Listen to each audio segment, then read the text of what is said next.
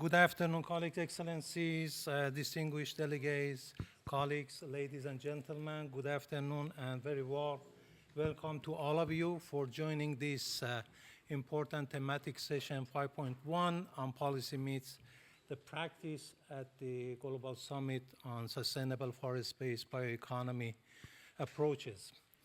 My name is Hossein Moini Meibodi. I am the Chief of the Policy, Analysis and Intergovernmental Support Section at the UNFF Secretariat at the UN Department of Economic and Social Affairs of the United Nations in New York.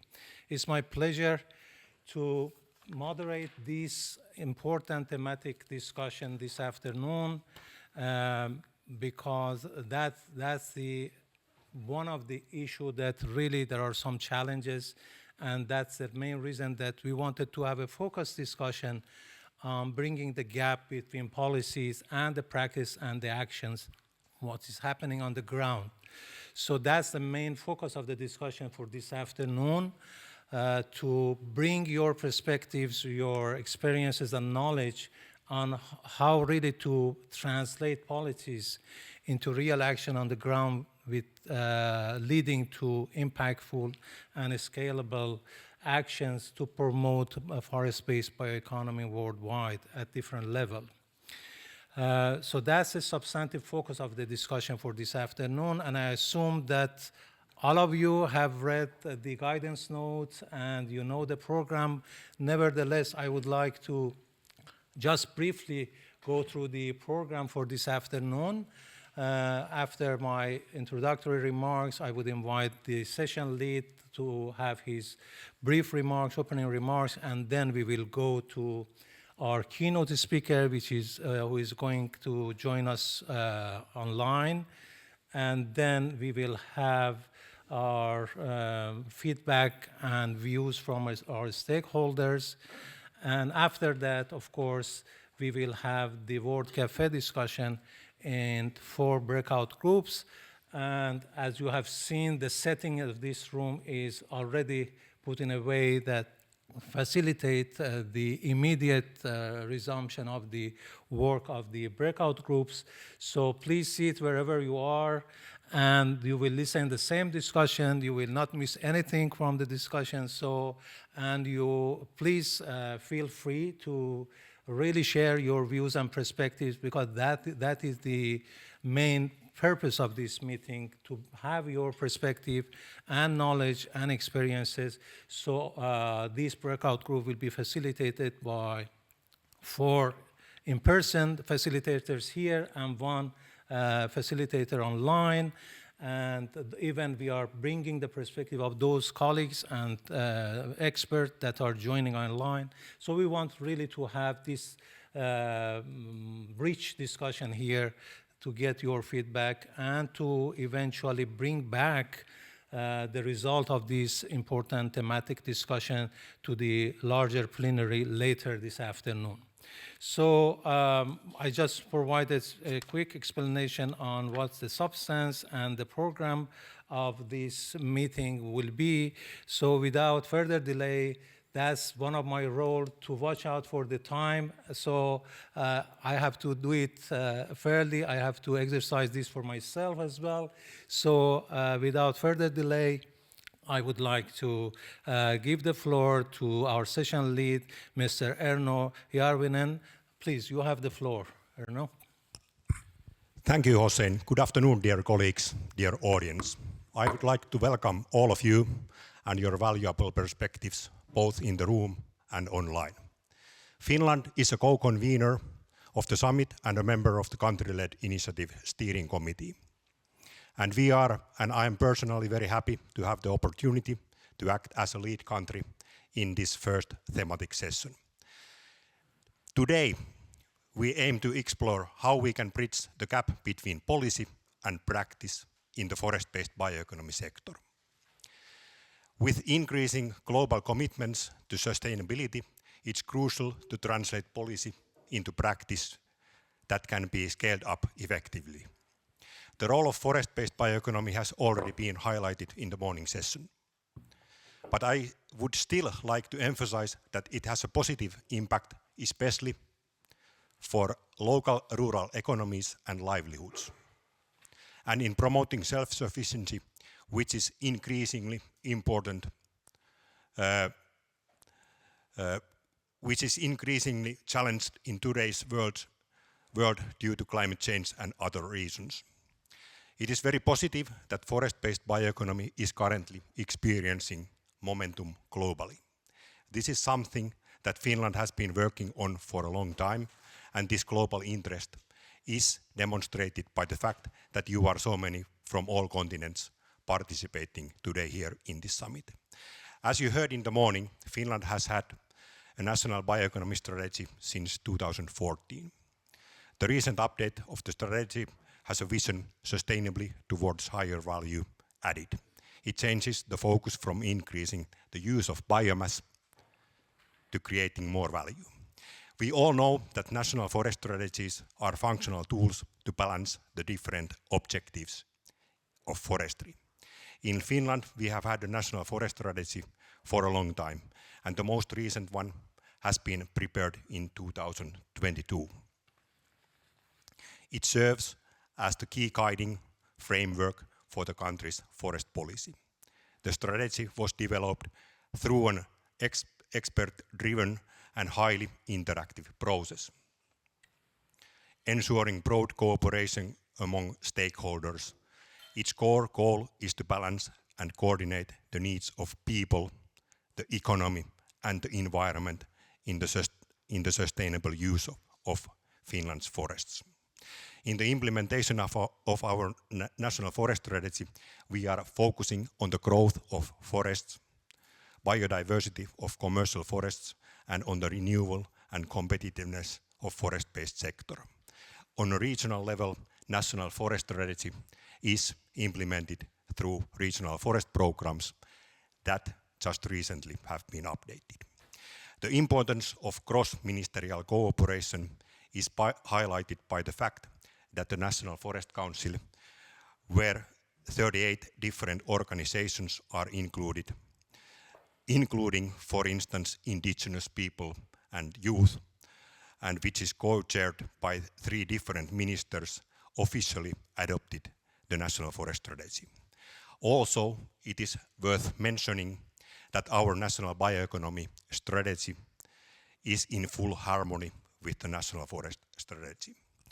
Another aspect that I would like to highlight is the importance of basing policy decisions on data and science. In Finland, we have very comprehensive data on forests. We have been conducting national forest inventories for more than 100 years, providing us with good information on the quality and quantity of forests. In addition to National Forest Inventory, Finnish Forest Center offers very accurate forest information data for operational forestry. And as you heard, our National Forest Bioeconomy Science Panel, established 3 years ago by our ministry, provides independent multidisciplinary research to support science-based decisions and foster sustainable forest use and innovation.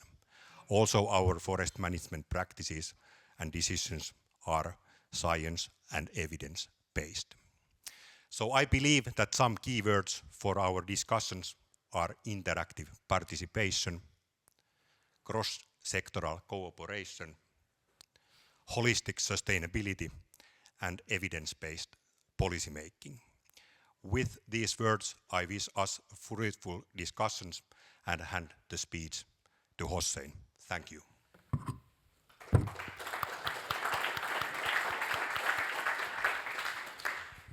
Thank you very much, Mr. Järvinen, for your remarks and also the important points you mentioned about the benefits of forests for bioeconomy in different aspects, environmental, social, and economic, as well as the activities that your government is taking to advance this potential of forests really for bioeconomy. Thank you so much. Now, we have the privilege this afternoon to listen to a keynote address to be given by Mr. Marcelo Behar, who will take us deeper into the discussion on these thematic subject for this afternoon session. And he will join us virtually from Brazil. Mr. Bihar is the COP30 Special Envoy for Bioeconomy, sociologist, lawyer, and public policy expert, and he leads Climate Initiative as Senior Advisor to World Business Council for Sustainable Development and CEBDS for COP30. And let's give him, welcome him by a round of applause for him. Mr. Bihar, you have the floor, please.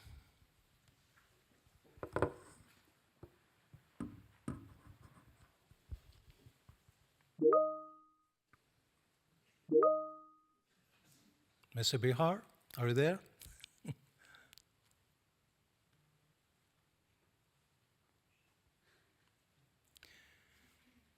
Do we have the disconnection of the, if, yeah, he was here, because if there is a technical difficulty, we can go to the next part of the discussion, and of course, we will hear from him later on.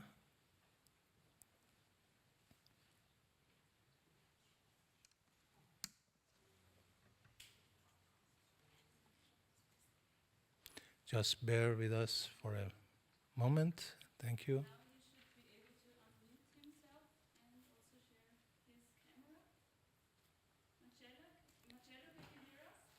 Mr. Bihar, do you hear us? Yes, finally. Yeah, that's great. Ooh, Yeah, nice to it's hear been from bumpy. you from Brazil. Everybody's waiting Yes. for you. Please, you have the We floor. used to be.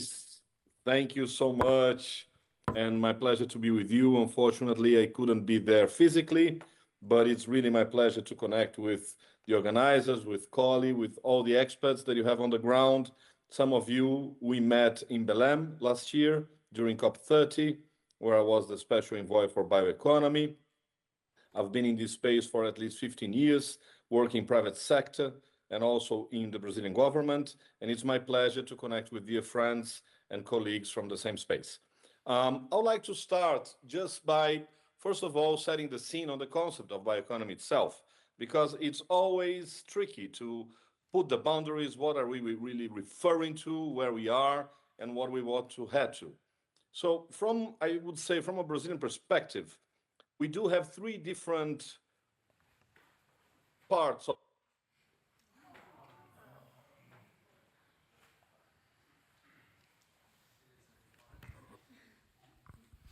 It should be from the internet connection, yeah. Mr. Bihar?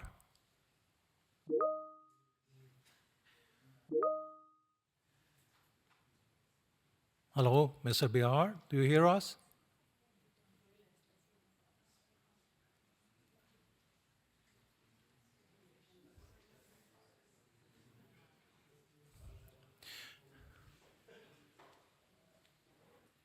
Mr. Bihar?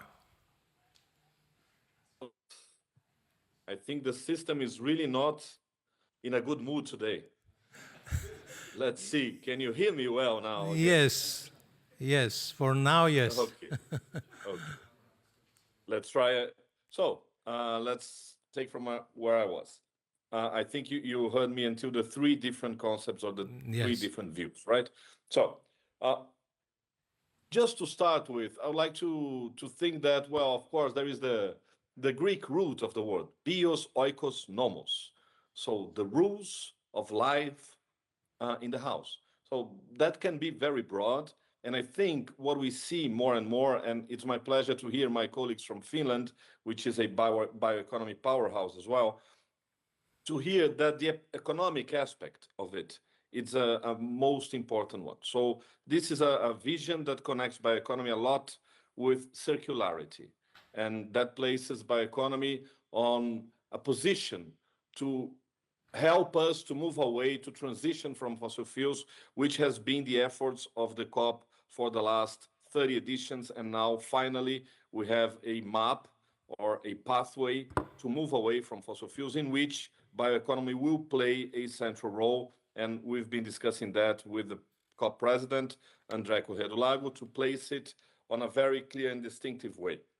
There is another aspect, which is the aspect that the African countries are taking, the community-led forests, and how social bioeconomy plays a central and pivotal role to bioeconomy, and how bioeconomy can do a different work on working with forests and communities than what we have done so far. This, I would say, is central to the concept.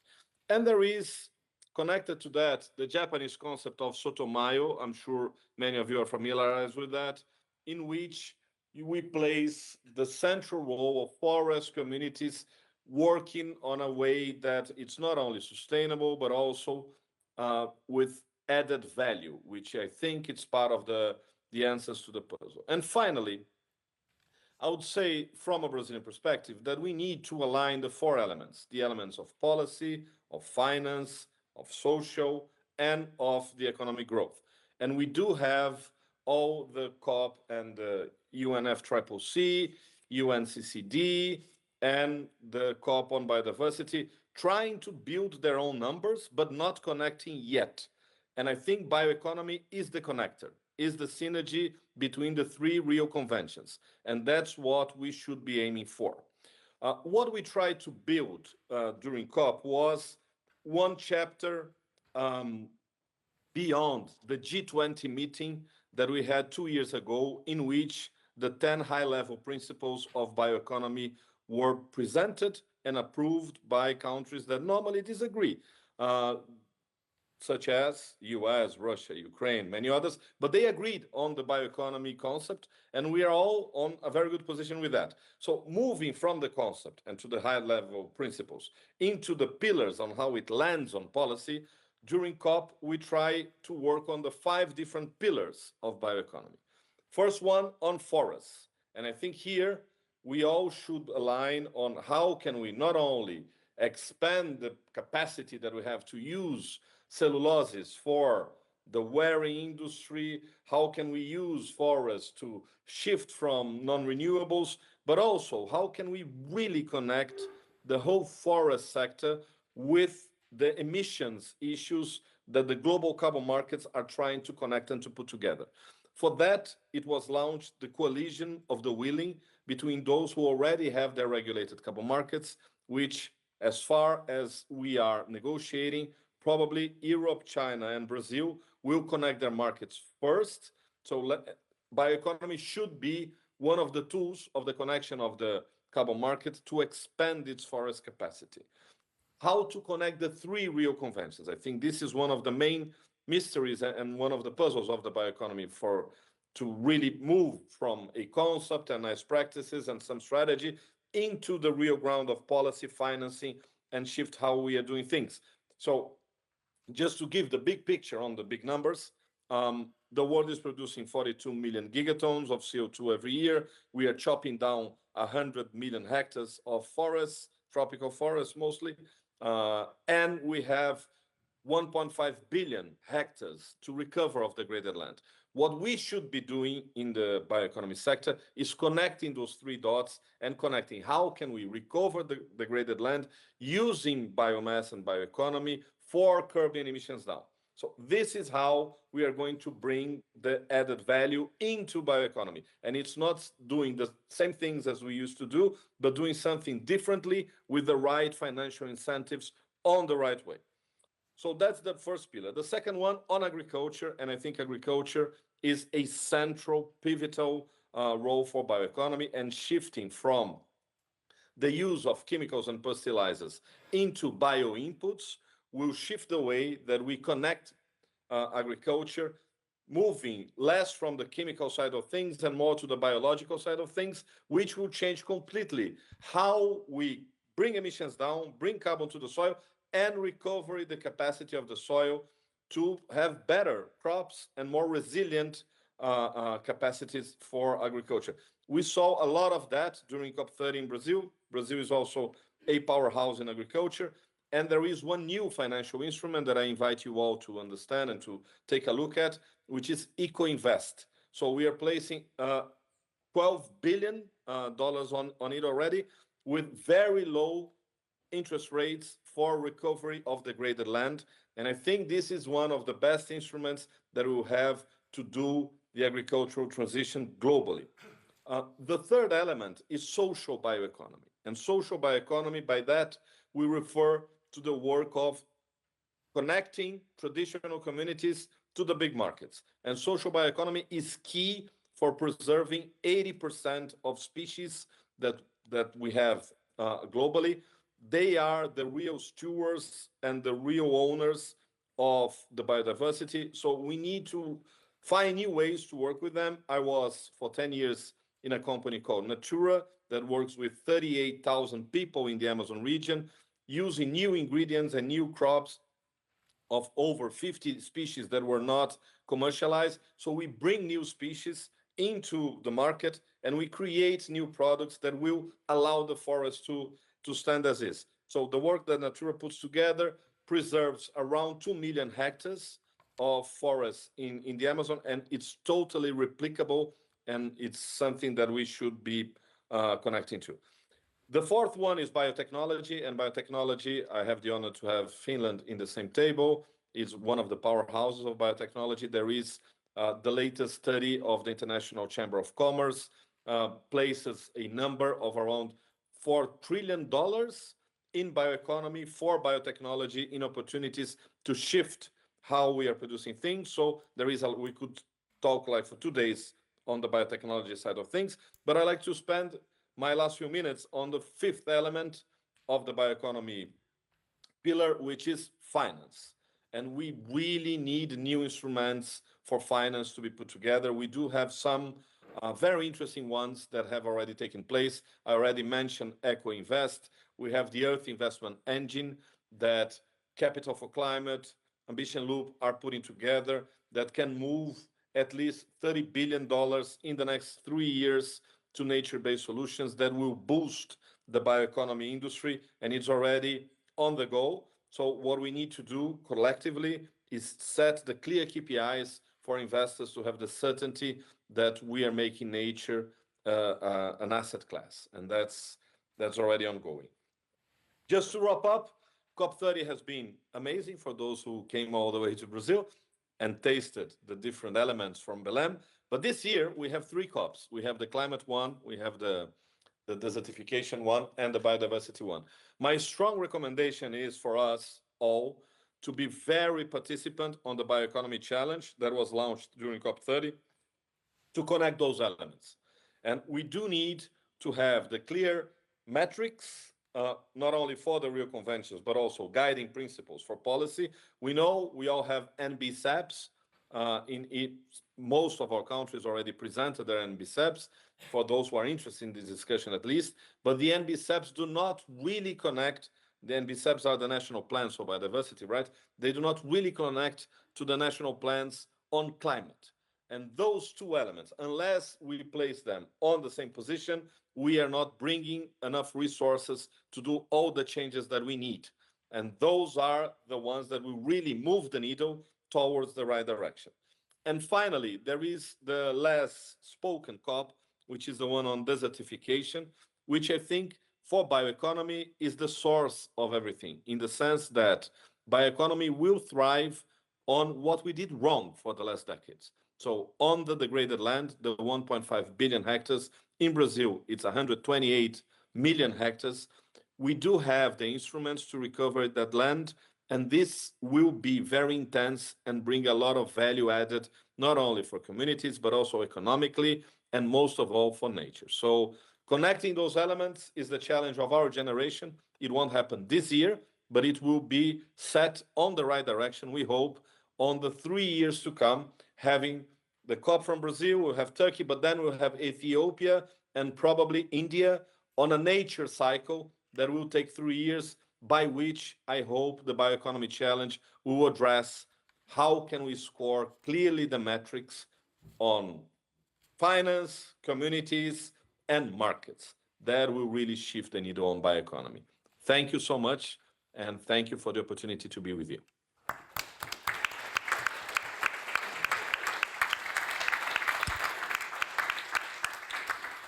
Thank you very much, Mr. Bihar, for such a comprehensive and we set a strong foundation for our discussion this afternoon. I'm sure that colleagues will reflect and will provide feedback on lots of the ideas and suggestions that you have made, especially the suggestion and your thought about having bioeconomy as the driving force for promoting synergy among the three Rio Convention, as well as using bioeconomy as a tool for promoting carbon market. I believe these are the really forward-looking aspect of our discussion, which I'm sure that colleagues here and participants will reflect during the discussion for the rest of the afternoon. Thank you so much again for providing this wonderful keynote speech for us. Colleagues, now we move to the next part of our discussion for this afternoon, which is to get the feedback and to hear from our stakeholders that are joining this afternoon for this meeting. And I would like, we would of course hear from three colleagues from stakeholders that are here with us. Ivana Zivojinovic from Buko University, Pooja Pokharel from International Forestry Student Association, and Silvia Melegari from the European Confederation of the Woodworking Industries and the European Organization of the Sawmill Industry. May I invite you to please join us at this stage, not podium, but just something semi-podium, I should say, please.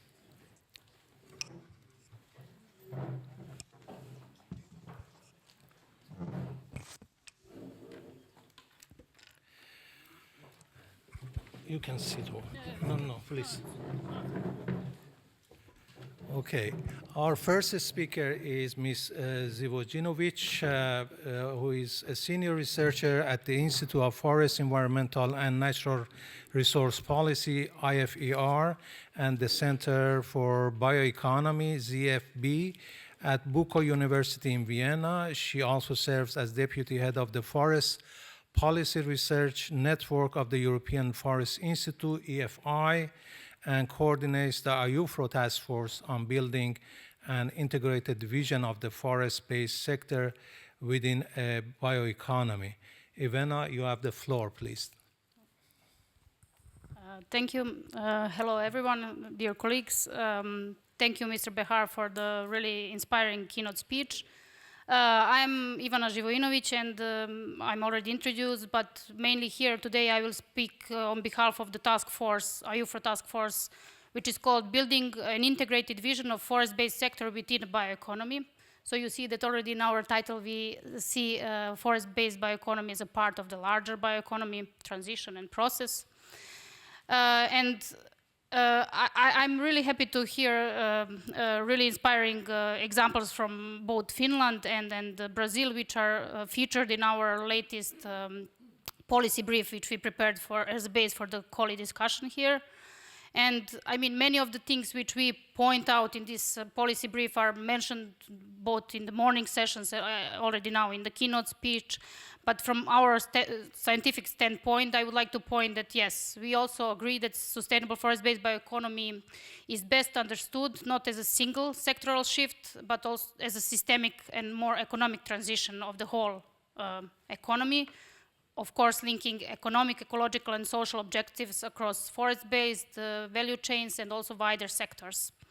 And we all agree, and we heard many more times today, that this matters because forestry is not only just forestry, it enables solutions for construction, for packaging, from chemical, pharmaceutical, textiles, energy sector, nature positive finance, and also not to forget social challenges and social aspects related especially to climate change and biodiversity losses. And what feels a bit new or newer in the latest years is this kind of change and visible renaissance in how forestry is positioned in this broader economy, which is driven by these challenges of climate change, by more demand toward bio-based substitutes and innovations in long-lived wood products. So our brief really emphasizes this changing shift in many places of the world, which is not anymore like criticism toward forestry, but more kind of conditional support alongside many different kind of policies which are favoring now wood in the built environment, also as energy source and also as bioproducts and many others. So there are many opportunities which are happening all around the globe which favor forest-based bioeconomy developments. But of course, one clear gap or one clear message is that to close this policy practice gap is actually to deal with these rules, incentives, and evidences which are not aligned across jurisdictions and across sectors, and also across different countries and regions. So kind of need for more policy coherence and also inclusive governance, especially very important and emphasized in our collection of scientific evidence. And this inclusive governance, especially for smallholders and indigenous communities, is very important to be done.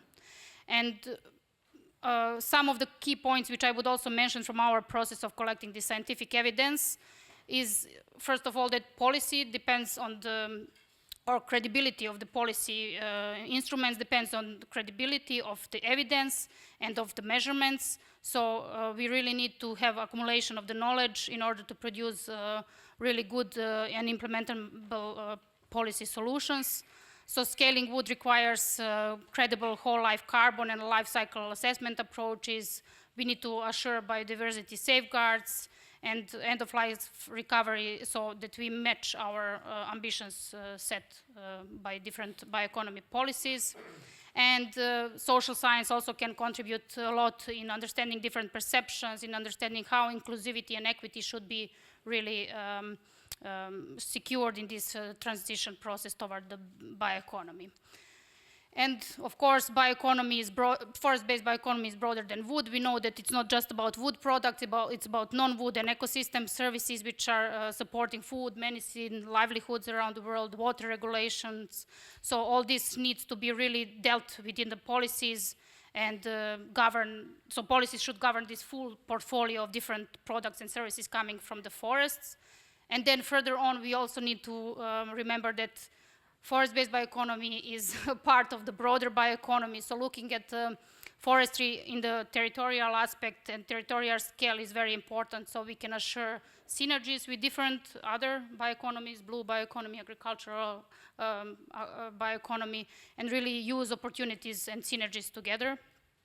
And of course, what our keynote also said is the most important part also from our scientific evidence is really working more on innovative finance solutions, so different kind of blended finance and really assuring this risk sharing for the new kind of pilots is very important because in order to bring pilots to investable projects and really end products is a risky process and this needs backup from the different donors, or so to say. So yes, from scientific point of view, yeah, we need more harmonized standards and indicators. Trustworthy measures and traceability, and then policy instruments which needs to secure circularity and inclusive outcomes. Thank you.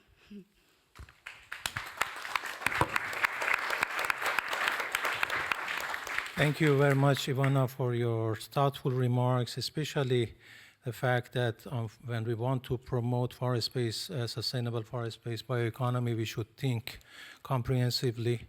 And when we want also to act and to take action, we should also, again, take action comprehensively, looking at different aspects in a coherent manner. Thank you so much. That's the key to success. And that is not only devoted to the national level, at the international level, where we want to promote this, we have to do it taking into account many conditions, different conditions of countries, the different situation in different countries, and then taking into account those conditions also come to an agreement for advancing it at the global level. Thank you so much for sharing your remarks.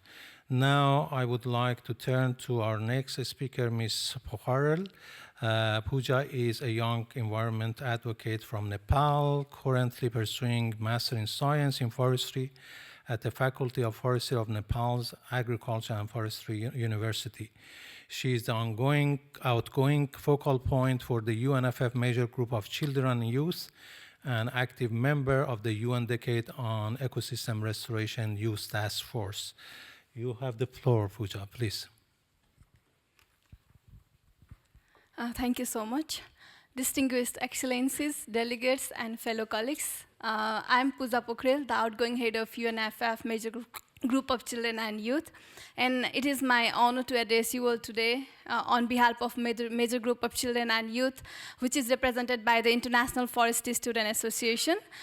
International Forestry Student Association, IFSA, is a global network of students in forestry, researcher, and early career professional, which is active in about 80+ countries.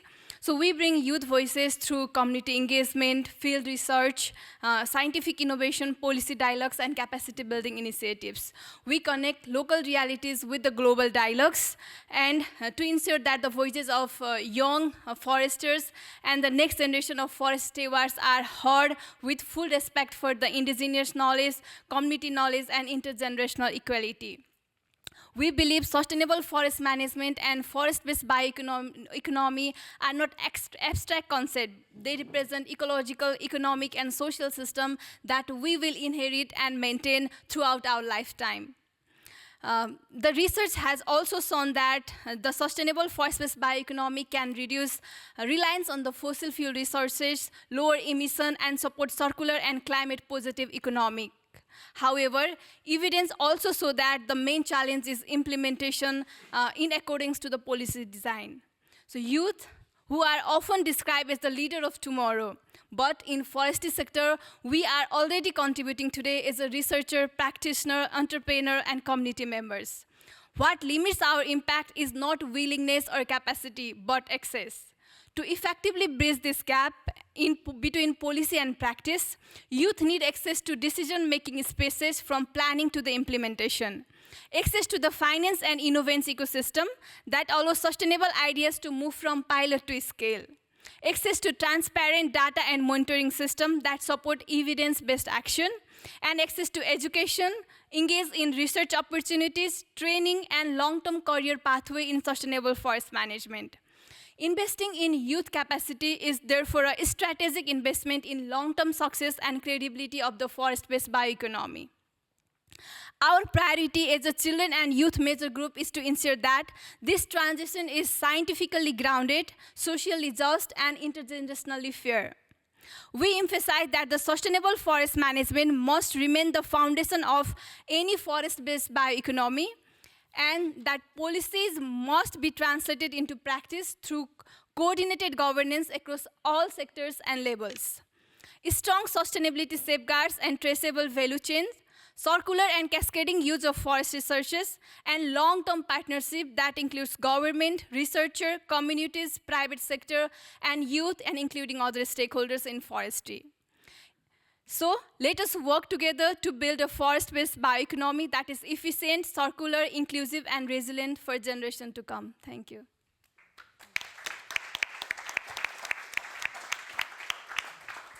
Thank you very much, Pooja, for your insightful remarks, especially your point on investing in youth and involvement of youth, importance of involving youth in decision-making, which is really the investment in the future of the earth and also future of the new future generation. So that's the key point of your remarks, which I believe everybody in this room are agreeing with that. Thank you so much for sharing your thoughts with us. And now I have the pleasure to invite Ms. Melegari to take the floor. Silvia Melegari is Joint Secretary of the European Confederation of the Woodworking Industries, CEI-BOA, and the European Organization of the Sawmill Industry, EOS. She also serves as Vice Chair of FAO Advisory Committee on Sustainable Forest-Based Industry, ACSFI. You have the floor, Silvia, please. Thank you very much. Thank you and good afternoon. So this morning at the COLI high-level bioeconomy event, one message appears to me very clear. The forest-based sector is central to climate neutrality and to a sustainable growth. And we are here this afternoon to bring the discussion from policy ambition to industrial reality. But what is this policy ambition? The policy ambition is to have a sustainable, climate-friendly economic growth. And what is the market reality? The reality is that the woodworking industry is not delivering promises. We are already delivering solutions for the climate change. Every day across Europe and around the world, wood-based products replace fossil-intensive and non-renewable material in construction, manufacturing, and everyday application. The wood industry directly contributes to climate mitigation and adaptation. It's not a theory, it's an operating industrial model. We deliver jobs in rural areas while deliver also sustainable products. However, scaling up requires coherence. If we want a competitive bioeconomy, we must address one fundamental condition, and was already mentioned also today, this morning. A stable and adequate supply of raw materials. The development of bioeconomy cannot be disconnected from wood mobilization.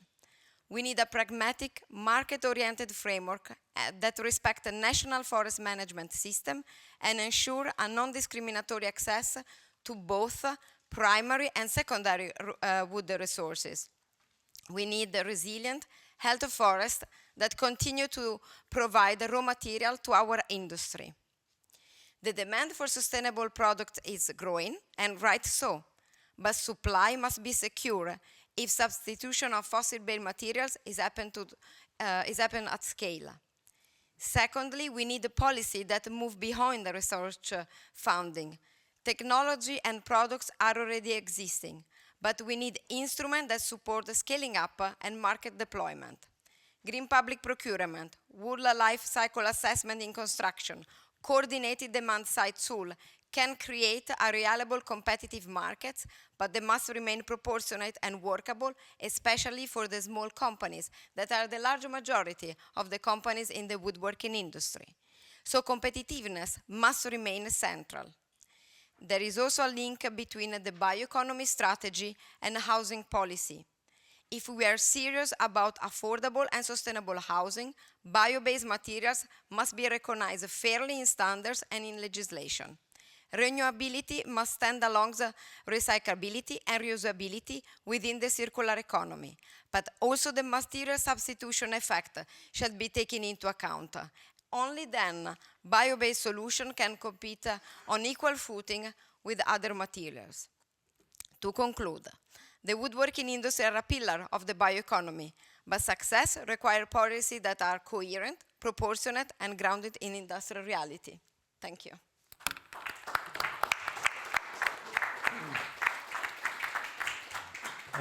Thank you very much, Silvia, for your thoughtful remarks, especially your suggestion on how to engage business and industries in the exercise of promoting sustainable forest-based bioeconomy approaches. Thank you so much for sharing those ideas. Colleagues, as I indicated earlier, we are now coming to the interactive part of our discussion, which is the World Cafe. The discussion for the rest of the afternoon will be conducted in the 4 breakout group here and 1 breakout group online. Please remain wherever you are. Each breakout group, of course, will have 15 minutes to deal with one question, and the main question basically are successful strategies and accomplishments so far, the elements and challenges that hinders the achievement and promotion of the sustainable forest-based bioeconomy, the low-hanging fruit actions and how we can accelerate using the low-hanging fruit actions, and the last one, the priority areas. These are the main 4 questions that are going to be discussed in this 4 breakout group in this room, and all of them, of course, online in the other virtual breakout.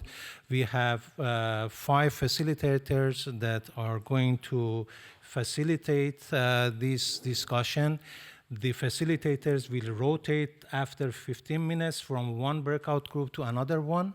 So you will have the opportunity to discuss and reflect on all 4 questions. The online breakout group will have the opportunity to reflect on all questions at the same time. the 15 minutes. So I would like to introduce our distinguished facilitators who are Sven Walter from FAO, Yanis Burns from IUFRO, Damiano Silio from Bucco University, and Vijaya Kochak from host cluster Estira. And we have for our online participants, our facilitator is Thomas Timmel from Bioeconomy Austria. So after this discussion of the breakout group, of course, we will have a brief short time to come back in this room to hear from the facilitators on the discussion, main point of the discussion in different breakout groups. And then from there, we will go to the next stage, which is basically having the wrap-up summary by the session lead, and then coffee break, and then reconvening in the bigger plenary room at 5:30. So in order not to lose the time, I would like to ask breakout group to immediately start their work, and I just go to see what's the time. Yeah, it's 3:47. Each breakout group will have 15 minutes to discuss one question, and in total 1 hour for all the 4 questions. Please. Since we have the plenary later in about 40 minutes, we would like to have this opportunity for the facilitators, both those in person here and the one online, to briefly provide a summary of the key points. Again, this is not an exhaustive summary, definitely, but try their best to provide some reflection on the discussion that they had on different questions. So I would like to start by inviting Sven to please provide feedback on the discussion that you had with different breakout groups. Please. Thank you very much. And indeed, it is very difficult to summarize what all you did. We put in here basically six summary points of what all you produced. So the first one is really to start with sustainability. We talk about the sustainable bioeconomy when it comes to strategies. That is actually on question 1, which are strategies and key factors. So from the strategies, we need to have a sustainable bioeconomy, which is based on sustainable forest management, and particular in sustainable forest management within forests. Then, of course, bioeconomy also goes beyond forest. Second important point is, when it comes to strategies, we need to have a strong commitment of the players, including, of course, from governments, to show leadership and advocacy, and also commitment and have guiding principles. In that regard, having bioeconomy strategies is something very useful, but also having it linked, for example, to national forest strategies. And then there is basically a cluster of investments and finance and incentives which we need in order to enable the implementation of the strategies. When it comes to the key factors, in each of the groups you mentioned and you highlighted different stakeholders, including the youth, including the business from the beginning, including the right holders. But really the inclusiveness was something which was mentioned by all of you, and that we heard even, starting already from our session lead, talking about the collaboration. Collaboration not only in, but with other sectors. And one point which was highlighted, Hussein, was really that often innovation comes from outside forestry, and that's why we of people working inside forestry, we really need to work with the people outside the sector. And in order to do so, what is important? Communication, information sharing, but also capacity building, because without capacities, we cannot upscale sustainable approaches. I will stop here. I could talk for other 10 minutes, but the other points will be documented then in the report. Thank you.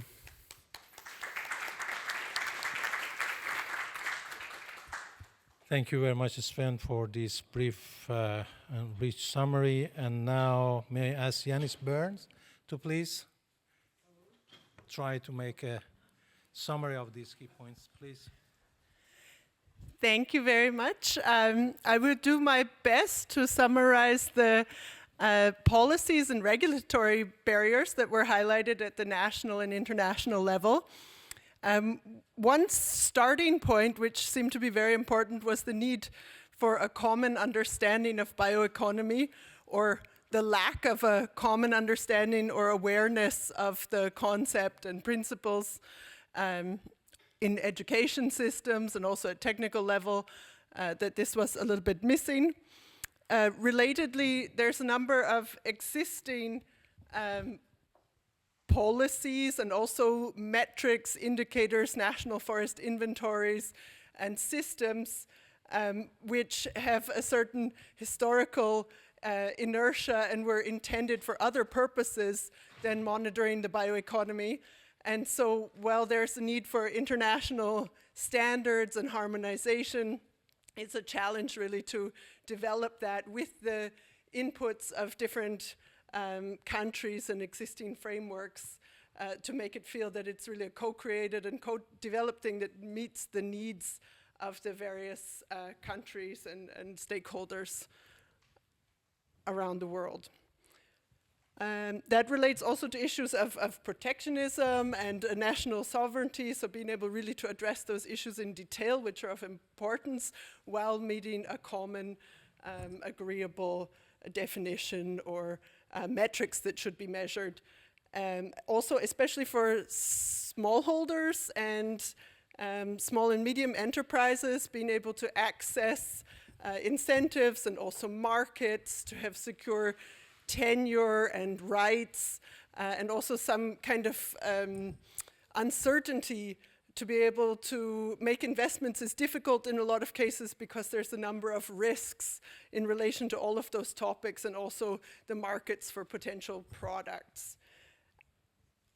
There's also an overwhelming sort of administrative aspect that was highlighted in many cases relating to permitting and compliance, so with all sort of national and regional level policies, and then on top of that, international certification or voluntary accreditation, that this is relatively high cost, especially also on smallholders and small and medium enterprises. And one final thing was sort of a communication related to forests and then the idea to combat deforestation and promote the idea of wood use, and in overall connecting different stakeholders and actors with a common political will and ambition to move forward with these kind of activities, and really to go beyond focusing on the perfect, but to take incremental steps to improve from the status quo. So thank you very much. We will try to capture the rest of it from the notes, and I'm happy to pass over to the next moderator. Thank you very much, Yanis, for this summary. Now I invite Damiano Sirio, please. Thank you. Hi, everybody. I'm trying to summarize the many thoughts that were shared with our group and addressing the questions of measures that we should tackle to push forward a sustainable forest-based bioeconomy. And there were many thoughts, so it's really hard to narrow it down to just a couple of points, but I would like to start with one really important point, initial point, is the global awareness, that to invest on global awareness so that we can bring all stakeholders at the table and have the involvement of everybody in the process. With this, we should have a long-term, long-view approach, but at the same time having still targets in mind, having milestones and that can help us guide along the process. It's important to overcome biases of what the bioeconomy offers, of what the products that bioeconomy gives us, and what the benefits that they bring. And to expand beyond the wood, which will be a topic that will be further discussed in the next days. One important point concerning the policy framework is that there is the need, the importance of investing on coherent and flexible, streamlined policies. Was also brought up that bioeconomy has become an economic diplomacy matter nowadays, and that bioeconomy can serve as a bridge between different countries, between different sectors, between different stakeholders.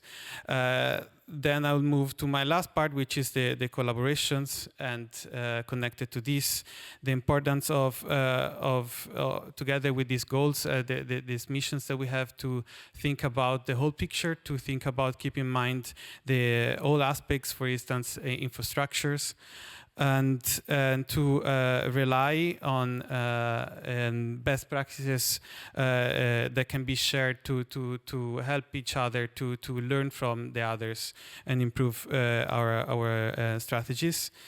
And I would like to end with one point that was brought up from the last discussion, and it was that we should keep in mind in all of this consider the planetary boundaries.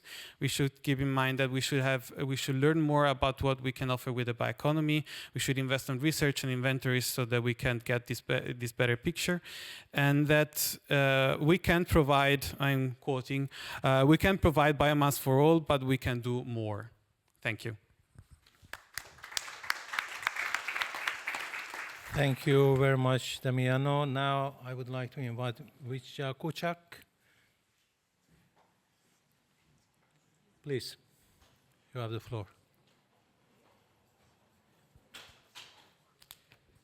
Thank you very much. So our question and our task was to identify priority actions that close a gap between policy and the practice. So we had really great discussions, but summarize, there is a great need to establish cross-ministerial collaboration. We have policies, we have strategies and commitments, but still they are fragmented, and also there is a great need for cross-ministerial collaboration, but also cross-sectoral collaboration and harmonization and coherence between the policies that are existing. It's very important to have a co-design process. It means the policies that are made by the public government has to be also co-designed by regional and private communities, as well as with the companies. There is also issue on mainstreaming subsidies.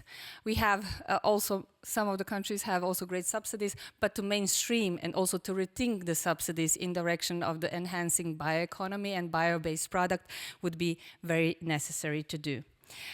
Invest in research as a also great main topic. Also, green procurement. There are great examples of green procurement in wood construction that would be also building up the markets and use in not just also market development, but also use more wood in construction. Simplify and harmonize regulation is one of the topics that is also very important. And what we also need to do is harmonize metrics, reporting data, because we need also evidence-based decision and trends. Then the second point that is very that was highlighted is stakeholder engagement. So engaging bioeconomy, forest-related bioeconomy, all the players, all the stakeholders of the forest-based bioeconomy, but also with the not the bioeconomy that is in broader view, also engaging. Engaging also local communities, enterprises, youth, students, but also indigenous people has shown as a very, very important topic to do.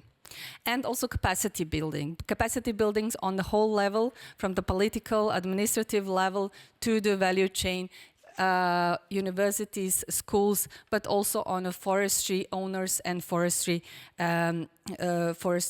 managers to know about and to learn about more about the bioeconomy. Then to that point, the third, the big group of the inputs that we discussed is the communication. So to communicate completely vertically, communicate from the policies as well to the value chain from the national level to the international level has come up as a very important part. And also the promotion of the bioeconomy.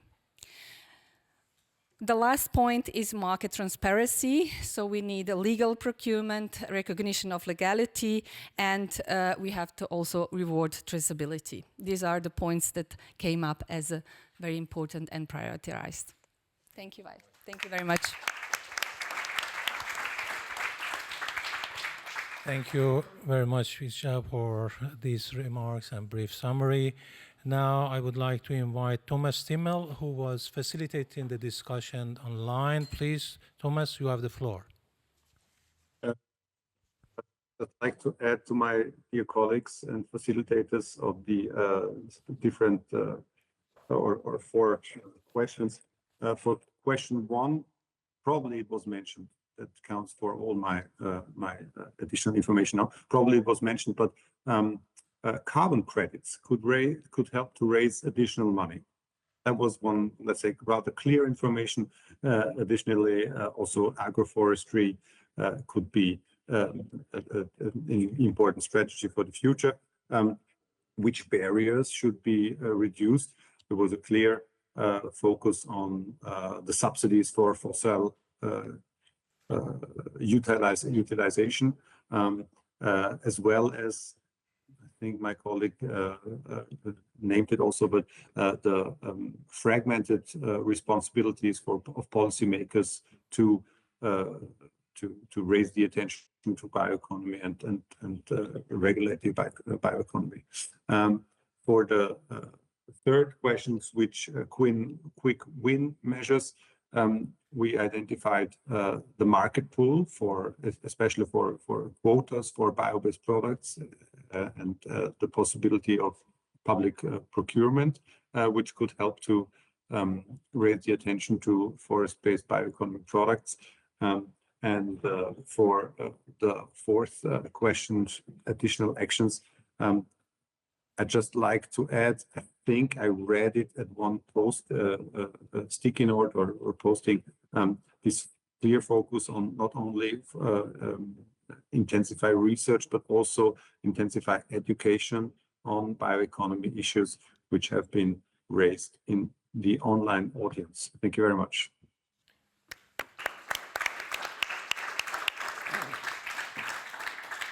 Thank you very much, Thomas, for facilitating the online discussion. It was great. Thank you so much. Colleagues, we are almost coming to the end of this afternoon session, but before that, I would like to invite Mr. Järvinen to share his final feedback. And after that, of course, we will adjourn for the coffee break and reconvene in the main plenary room. The facilitator will stay with the session lead, who is going to report back on the discussion of this afternoon during the plenary at 5:30. Please, Mr. Järvinen, you have the floor. Thank you, Hossein, dear forest-based bioeconomy experts. I would also like to thank you all for very active participation, and the moderator and the facilitators for your excellent work.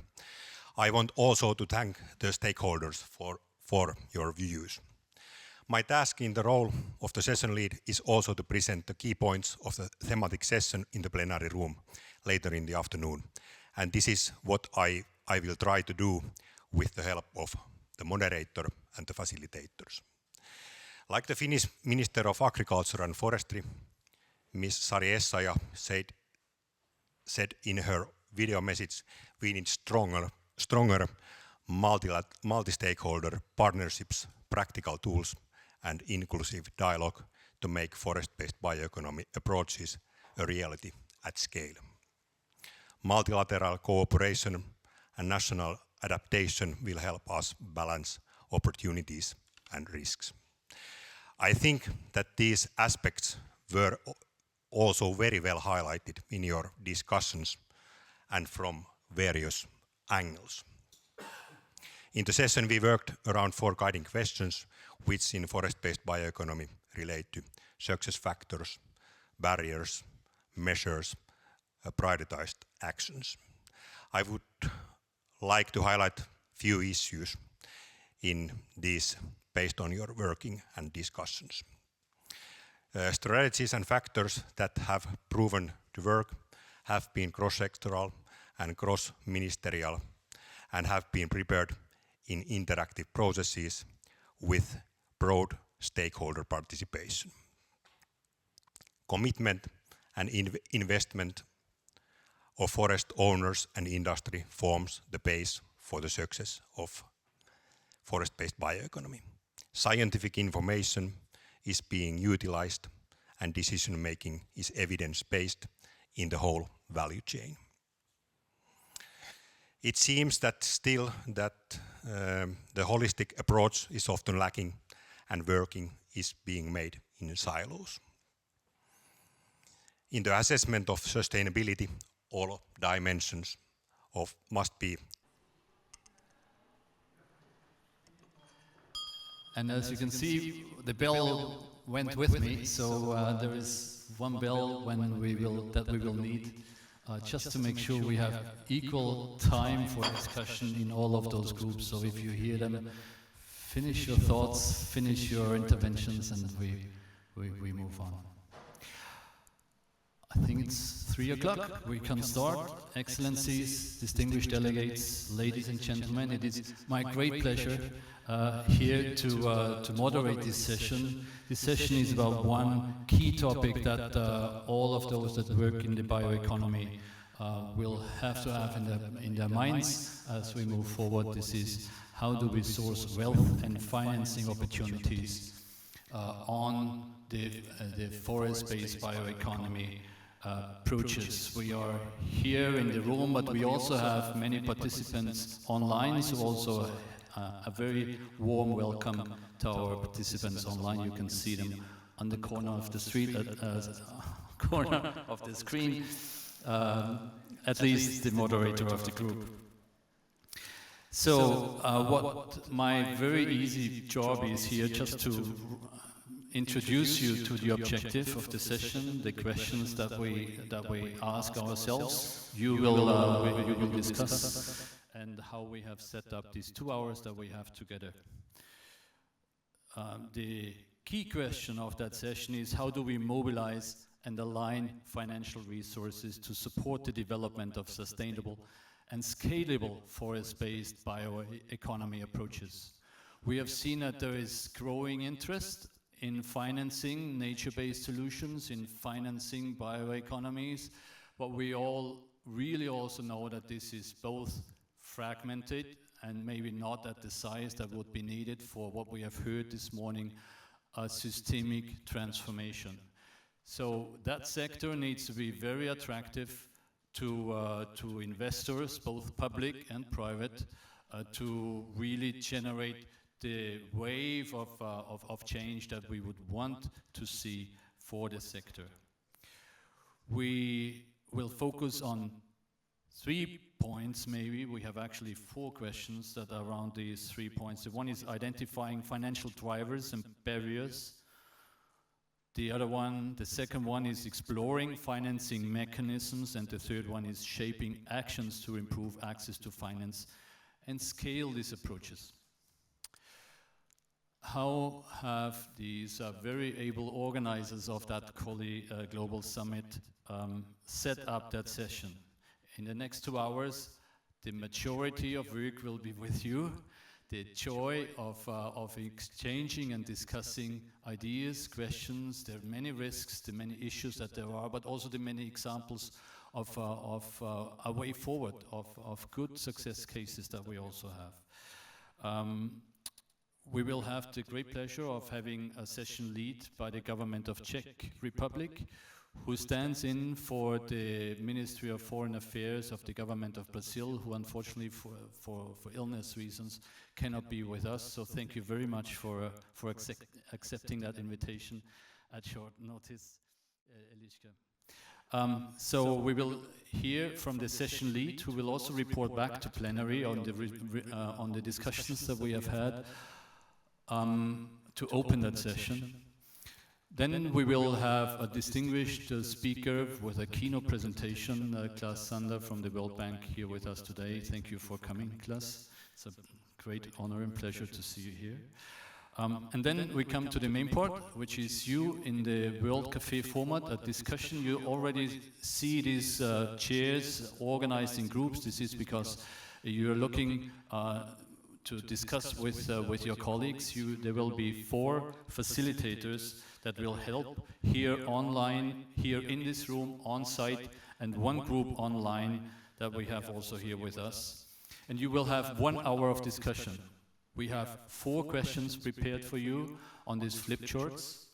And the facilitators here today, they will move with these flip charts to you. So after 15 minutes, you will hear this at the end of the event. I'm hesitating to say maybe you fear the bell that breaks your interactions. But yes, we need your input in 15 minutes. There is not too much time.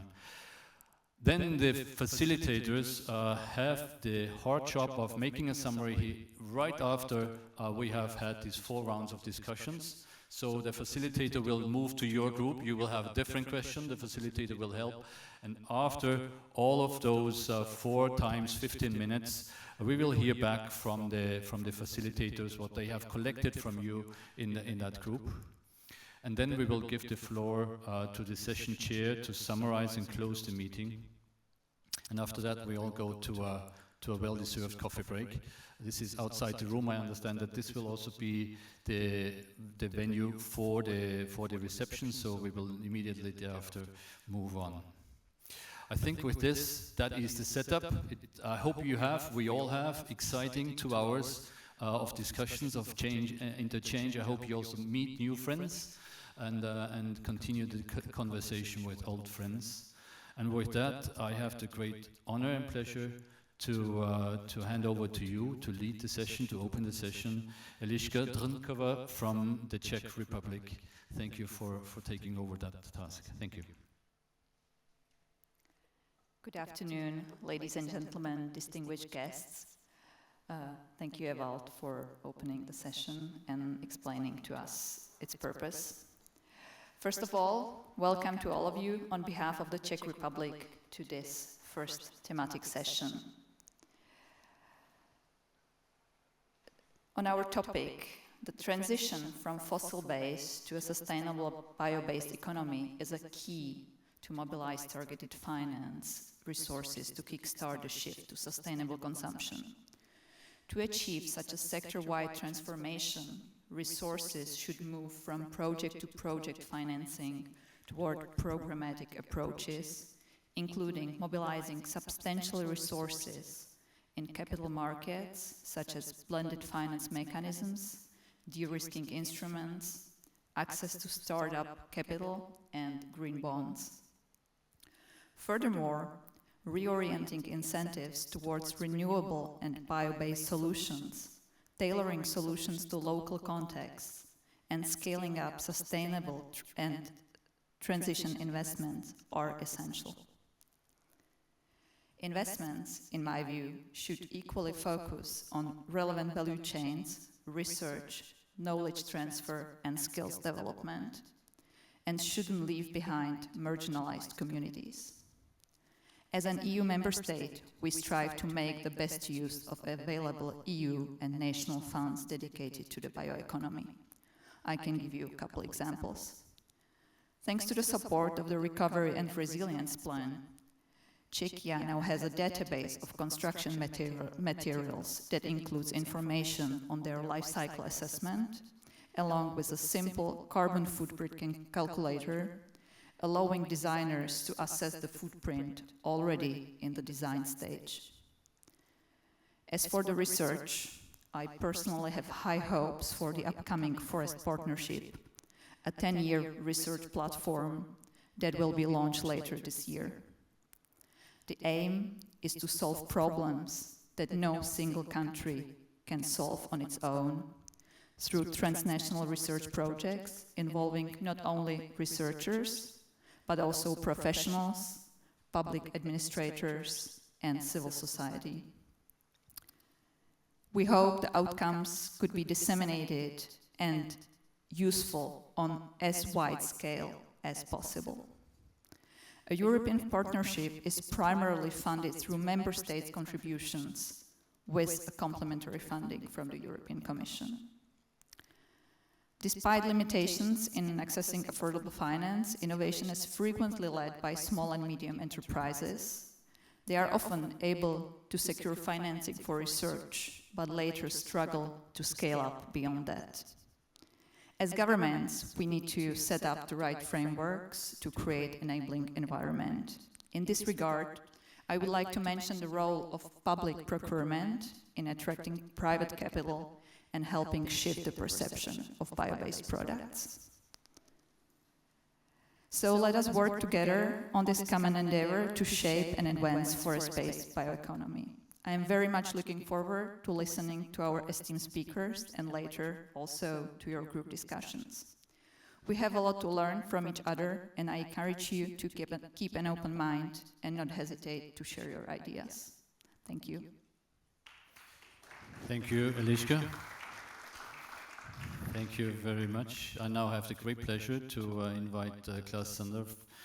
Klaus Sander is the Senior Environmental Economist of the World Bank, and he also is the Global Challenge Lead on Forests of the World Bank. And just to provide a bit more context, and also after your presentation, we have 3 more stakeholder views to feed into the discussion that you will then have in the group. So with that, Klaus, over to you for your presentation. Thank you. Thank you, Ewald. Thank you very much for inviting me. It's a pleasure and honor to be here today and talk about sourcing wealth and financing opportunities. It seems like when you're from the World Bank, they always invite you to talk about financing. There's this expectation that we have money. I don't know. Maybe we do. But I think there's more than the World Bank, and we will learn about this in this presentation, that maybe the ODA part of global forest financing is actually only a small fraction. And I'm already jumping a little bit ahead of what I will say in the presentation, but let's go through it step by step. So I will touch upon the status a little bit of why forest finance matters, remind us all about what the key challenges are, but also where the opportunities are. Talk a little bit about the challenging environment in a little bit more depth, and then also summarize a little bit the current state of play. Then highlighting some gaps and challenges, and I will close with some pathways or proposals where I see pathways, and this is really also for you then to discuss. So I really want to only provide some how do you call this in English? I think mind teasers, so that it will inspire your discussions in the breakout groups. So that we will have a good and constructive discussion that we can carry forward into the plenary session later. Oh no, I have to do it here.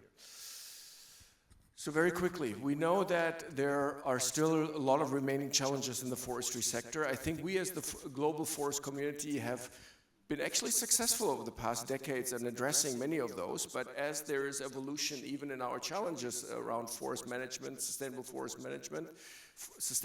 landscape management, a lot of these challenges continue to exist.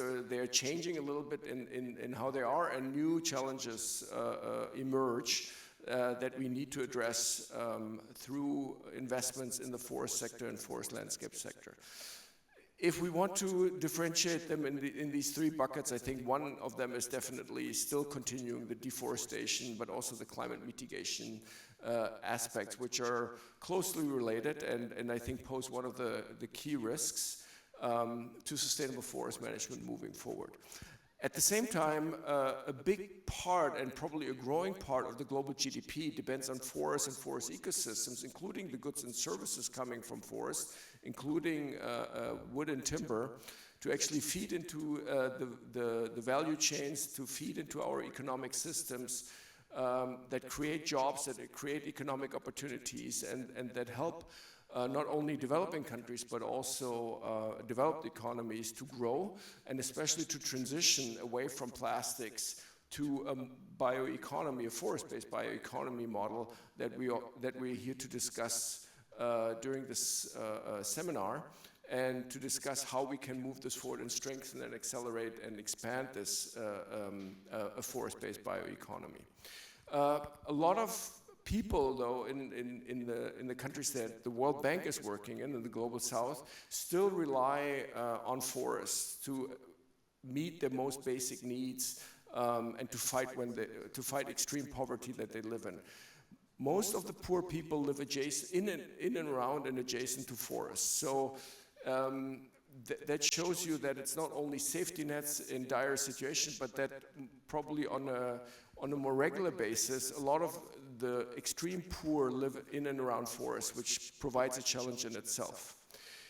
This triggers the financing needs, and again, if we want to look at three buckets, we have the clear bucket of the protection and restoration and enhancing of forest management, the extension of the production forest to really produce, and you discussed this morning, to produce timber, wood and timber for the increasing demand that we see in the future to come, especially if there's a strive towards a forest-based bioeconomy.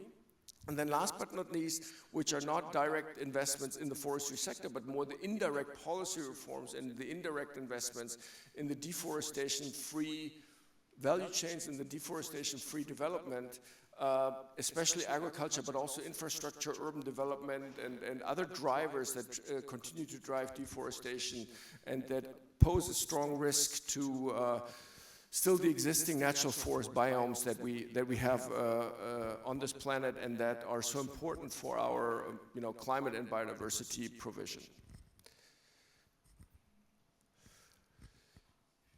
We know there's a lot of finance needed, but at the same time, especially in the Global South, there's limited access to financing, especially limited access to forest financing.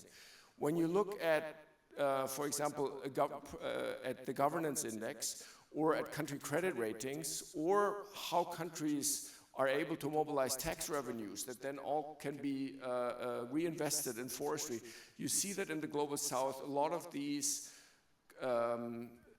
aspects represent constraints in financing forest investments.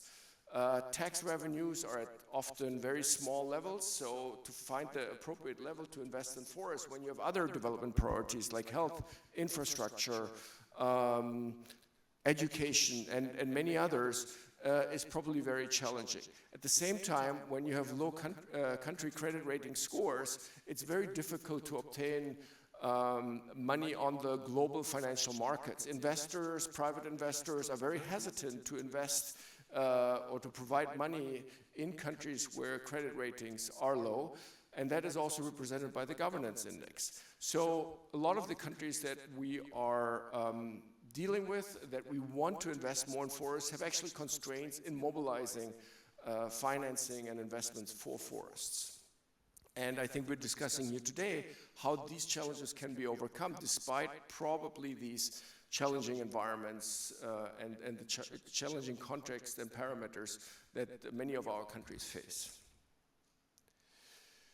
What are the key sources of forest financing? First, we have the public domestic financing. This is, where governments spend, or government spending at all levels through fiscal revenue, asset income, tax income. As I just showed right now, a lot of countries have challenges with regard to the tax income, which are then delivered via budget allocations and subsidy. Then we have the international public finance, institutions like mine and other development banks, but also other development partners and institutions that provide official development assistance, or ODA. That constitutes another part of international public finance because it's coming from tax revenues and other revenues in countries of often the global north, There are new countries emerging that are also providing finance and funding for forest projects, but that falls into the bucket of international public finance. Then we have the international private finance from multinational corporations, institutional investors, impact investors, but also the philanthropic foundations and trusts through a mix of equity, debts, and grants. Often also this part or this category is summarized under foreign direct investments, even though foreign direct investments is often the private companies that provide investments in the forest sector in other countries. And then there's the domestic private finance, which comes last year, but you will see plays actually quite an important role, which is the domestic capital from commercial banks, microfinance institutions, large corporations, but also the small, medium-sized enterprises, forest producers, cooperatives, and even the small holders that include both the formal and informal equity and debt resources that can be mobilized at the domestic level. Yet, and you discussed this morning in detail, a lot of gaps and challenges in forest finance still persist. We know that for some areas of forest investment needs, like restoration, conservation, and sustainable production, the demand is higher than the supply of forest finance at the moment.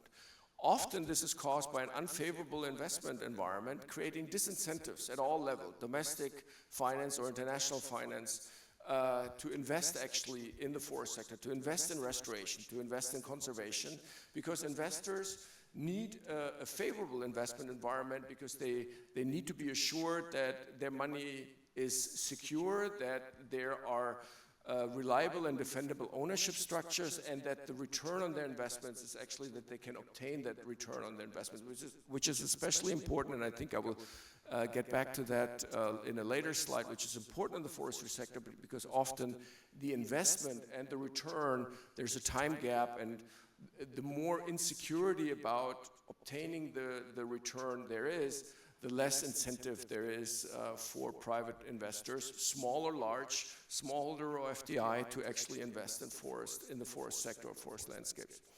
That's why we have limited private investment often in many countries, because of the unfavorable investment environment. We often also see the mismatch between the financing terms and long-term forestry needs. As I said before, we have this gap between the investment and the final return, and even though we have come up with innovative financing scheme, like for example carbon finance, which can be paid out on a more regular basis where you don't have to wait 10, 20 or maybe 50, 100 years for the return to actually materialize, still this mismatch is probably a strong barrier in private sector finance of forest and forest landscape investments. At the smallholder side, but small, medium-sized enterprises, but also sometimes at the larger enterprises, there are still barriers to accessing finance, partly conditioned because of the aspects that I list here before, because banks don't really trust the business model. They don't trust the revenues to flow. If there is an insecure environment around the returns on the investments, banks may be hesitant to provide the financing for the forestry sector. So these barriers to accessing finance are yet another challenge in the forest finance sector. Structural issues limiting results-based finance, such as unclear baselines and weak MRV systems. I'm personally not an expert, but I assume that many of you in the room working on carbon finance or maybe even developing these new schemes that are building on the concept of carbon finance, like biodiversity credits, gender credits, and those, know very well about, the nitty-gritty of these baselines and MRV systems and how complicated, even though sometimes they seem very straightforward and simple at the beginning, the more they are developed and pushed into operation, the more complicated and complex then they become often. And then there are often misaligned fiscal policies with insufficient incentives and continued support for harmful practices. And this especially relates to the agricultural sector, so that we see more deforestation from these land use competing sectors like agriculture or urban environment. Getting here a sign that I have only 3 minutes left, so maybe I have to go over this a little bit if you allow. So a quick snapshot of global finance. private domestic finance is actually making up the largest share of our global finance flows, while ODA is actually quite small. So one of the key messages here is that what is ODA, or what should ODA be used for? And I think ODA should really be used for setting a framework, for creating an enabling environment to really scale further the private domestic finance, and then make sure that the private domestic finance is going to the investment needs where it needs to go and not into other places. One quick thing that I want to mention about this slide and the potential about the private domestic sector is, and you see it at the very end here of the slide, is that in a study that IAD executed in 2023, they realized, or they found as one of the key results, is that smallholders invested, 439 million smallholders invested $368 billion annually in climate adaptation actions. And that's excluding labor costs. So there's a huge potential in the smallholders and the small actors in the field. So if we can leverage through an enabling environment, so that if we're moving away from a regulatory system that often in the forestry field in the global south is still top-down command and control systems, to a more proactive, production-friendly, sustainable production-friendly system, maybe we can leverage a lot of this potential of smallholders to invest in wood and timber production, in sustainable tree and forest management, to feed into the value chains that are growing in, especially in those countries triggered by urbanization and other factors. Here I list 5 points about potential pathways towards sustainable finance. Again, I've said it many times before, I think one of the most important things is to create a favorable investment environment. I think money is out there. There are international sources, there are the domestic sources from small to large, and if there's a favorable investment environment, I think the money will come. Especially important in the global south is unlocking finance for the small-scale operators, because there are many, and if we can get them on a sustainable path, if we can scale their actions, make them sustainable, including on the tree planting and woodlot management and planted forest management, I think there's a huge potential that can still be unlocked. That then translates into the mobilizing private investments at scale. When we talk about private investments, let's not always think about the big, large investors. Again, I want to emphasize this. There are a lot of smallholders out there, smaller investors, that have a lot of potential to invest, and I think if they can get the return on the investments, money will come also from that side.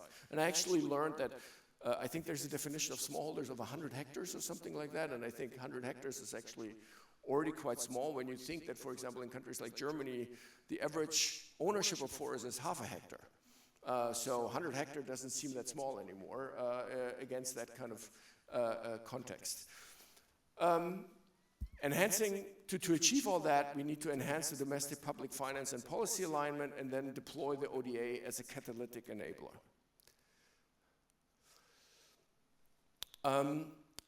Really, you know, here are some points why we need to focus and how we need to focus on unlocking the finance for the small-scale operators.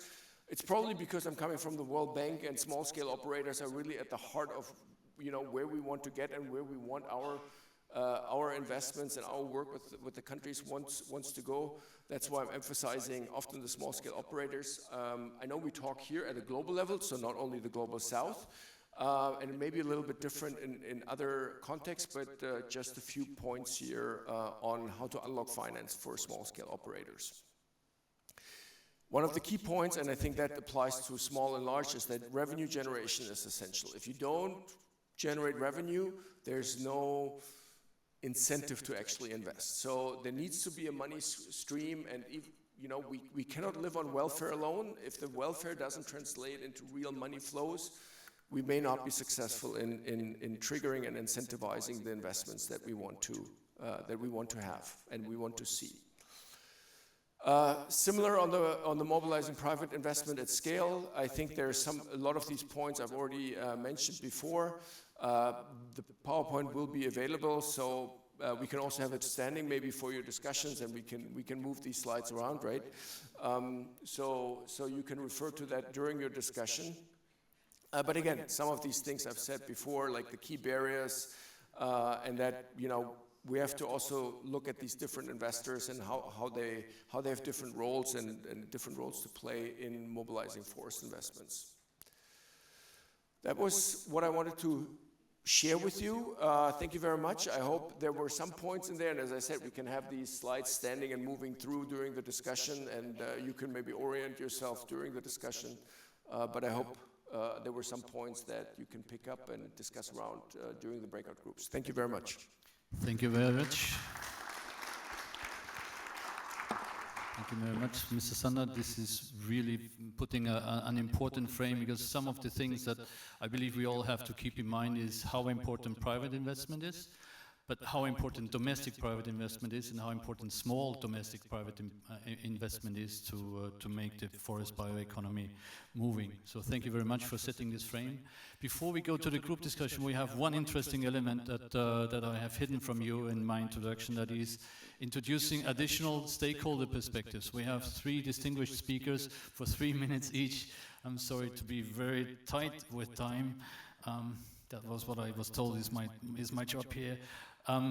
But it would be really great if you would come up and while I introduce you, the first speaker is Mr. Peter Graham from the Forest and Climate Leaderships Partnership Secretariat. Mr. Graham, maybe here, wherever you feel comfortable. Then Ms. Daniele Ramir-Manana. I'm sorry, you have an almost as complicated name as myself. From the UNFF Women Major Group. Very welcome. And Mr. Herrick Fox from the University of California in Berkeley. Thank you very much for being available as stakeholders to share a broader context of different perspectives here today. Rick, just come over here, please. Then 1 minute doesn't apply to you. And I would, if I may, give you the floor, Peter.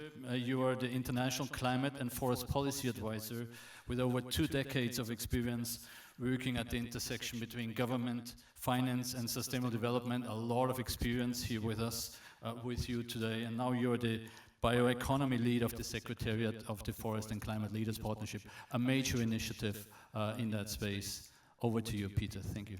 Thank you very much, Ewald. And it's a real honor to be here with you all.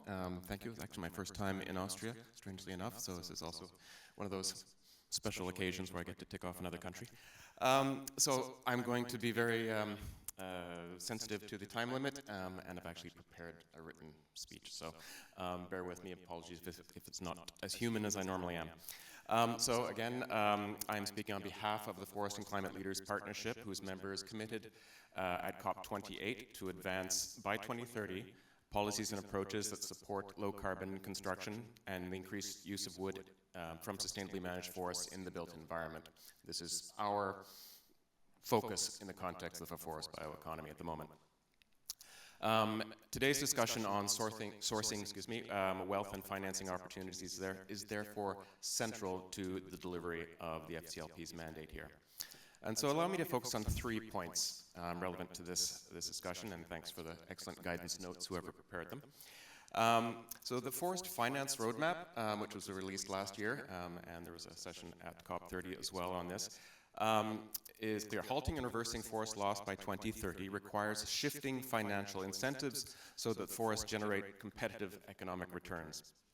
The sustainable forest bioeconomy solution within that shows that modest public support can leverage significant private investment if constraints are removed through blended finance and coherent policy reform. This requires disciplined action. 4 points here. First, targeted public finance to incentivize private investment. Secondly, deploy blended and de-risking instruments to crowd in commercial capital. Third, ensure policy coherence across forestry, agriculture, industry, and construction. Side point, this challenge of departmental silos is a real one, especially working with governments. And fourthly, invest in enabling conditions, including monitoring systems, tenure recognition, institutional capacity, and enforcement. And so main point here is we will not close the finance gap by mobilizing more capital alone. We close it by sequencing public finance strategically, coordinating it at jurisdictional scale, and transforming risk-return profiles. The second major point I want to raise is, well, reflecting on the UNEP report that estimated that tropical regions require $66.8 billion annually by 2030 for protection, restoration, and agroforestry in order to meet our forest and climate goals. Bridging that gap is feasible, but not through fragmented approaches or fragmented projects. One example, the Brazil Restoration and Bioeconomy Finance Coalition demonstrated what structured public-private risk sharing can achieve, mobilizing over $5 billion in 2 years. The lesson is straightforward, and not surprisingly, I've heard similar points from other speakers today. We need replicable blended finance platforms to to de-risk entire value chains, from restoration to processing to responsible timber construction.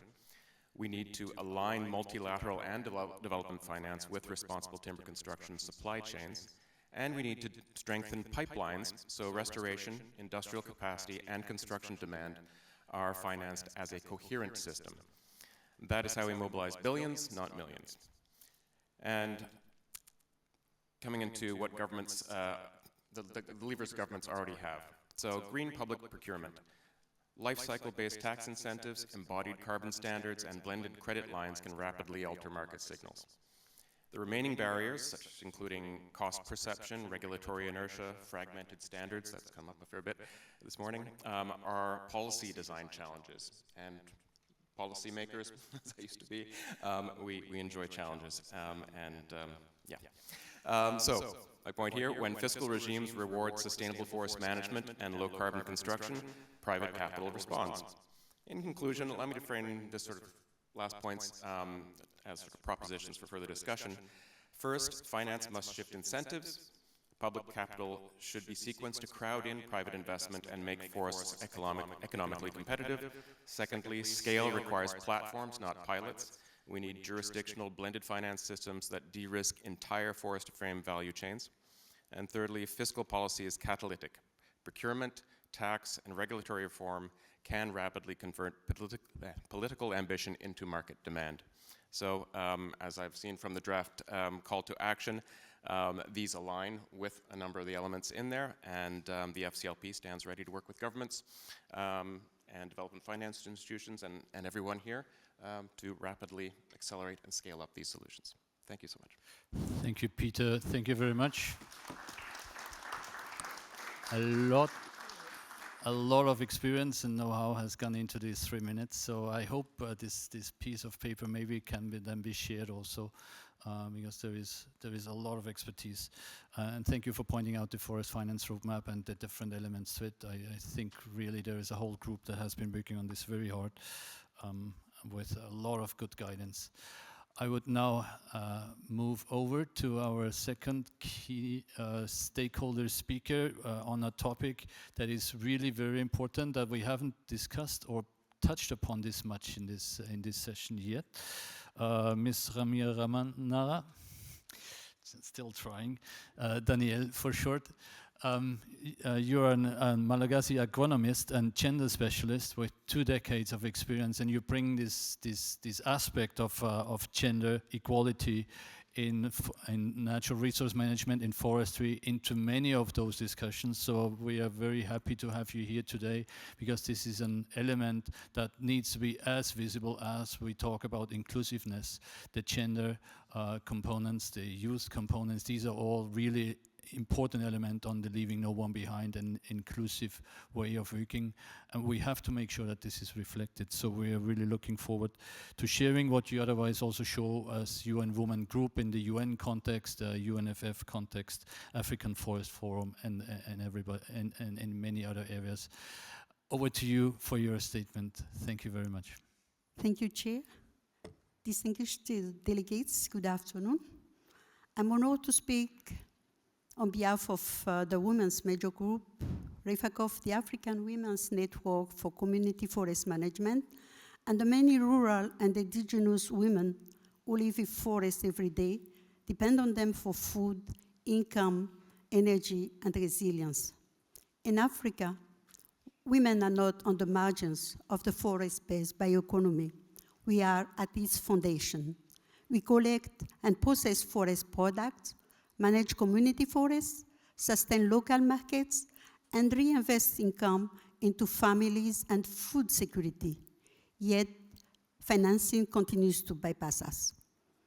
The discussion on wealth and financing opportunities is therefore critical. The problem is not only a lack of finance, but how finance is designed. Climate funds, green investment, and bioeconomy programs often require formal land titles, collateral, and administrative capacity that most women's groups do not have. As a result, women carry responsibility for sustainable forest, while others capture the financial benefits. Women's major group believes financing must start with community realities. This means recognizing collective land rights, supporting women's cooperatives, and using blended finance that mixes grants, loans, and long-term technical support. We also need investment in local value addition. Women want to process, brand, and market forest products locally, creating jobs, green jobs for women and youth. Policy coherence is also important.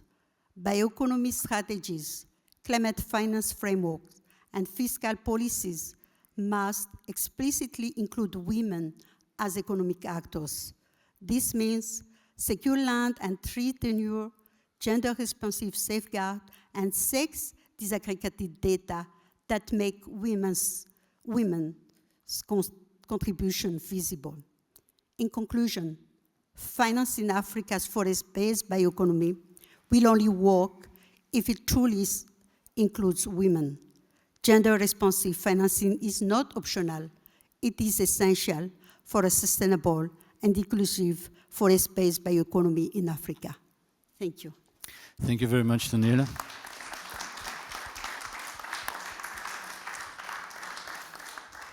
I think your final conclusion needs to stay somewhere very in bold letters. Gender inclusive needs to be a central part of the forest-based bioeconomy. I couldn't agree more. It's so essential if we go to the field and see what's really happening and who is doing the work. Thank you very much. Last speaker of the stakeholder panel, Mr. Fox. Rick, for short, you hold a faculty appointment in forest bioeconomy at the University of California in Berkeley, and you have been on bioeconomy work for a long time, including as a in a major role in the U.S. Department of Agriculture until last year. So a lot of experience here with us, with you here present. May I give you the floor to share your thoughts with the group? Thank you. Thank you very much. Good afternoon, Excellencies, ladies and gentlemen. I feel like Danielle should have had the last word. But I will take into account for sure what you were saying. But what I wanted to talk about was what everyone keeps repeating, which is de-risking. And when I was still in the U.S. government until last year, as bioeconomy coordinator for U.S. Department of Agriculture, we were focused on de-risking value chains throughout the bioeconomy. And as you said, Peter, we need platforms, not pilots.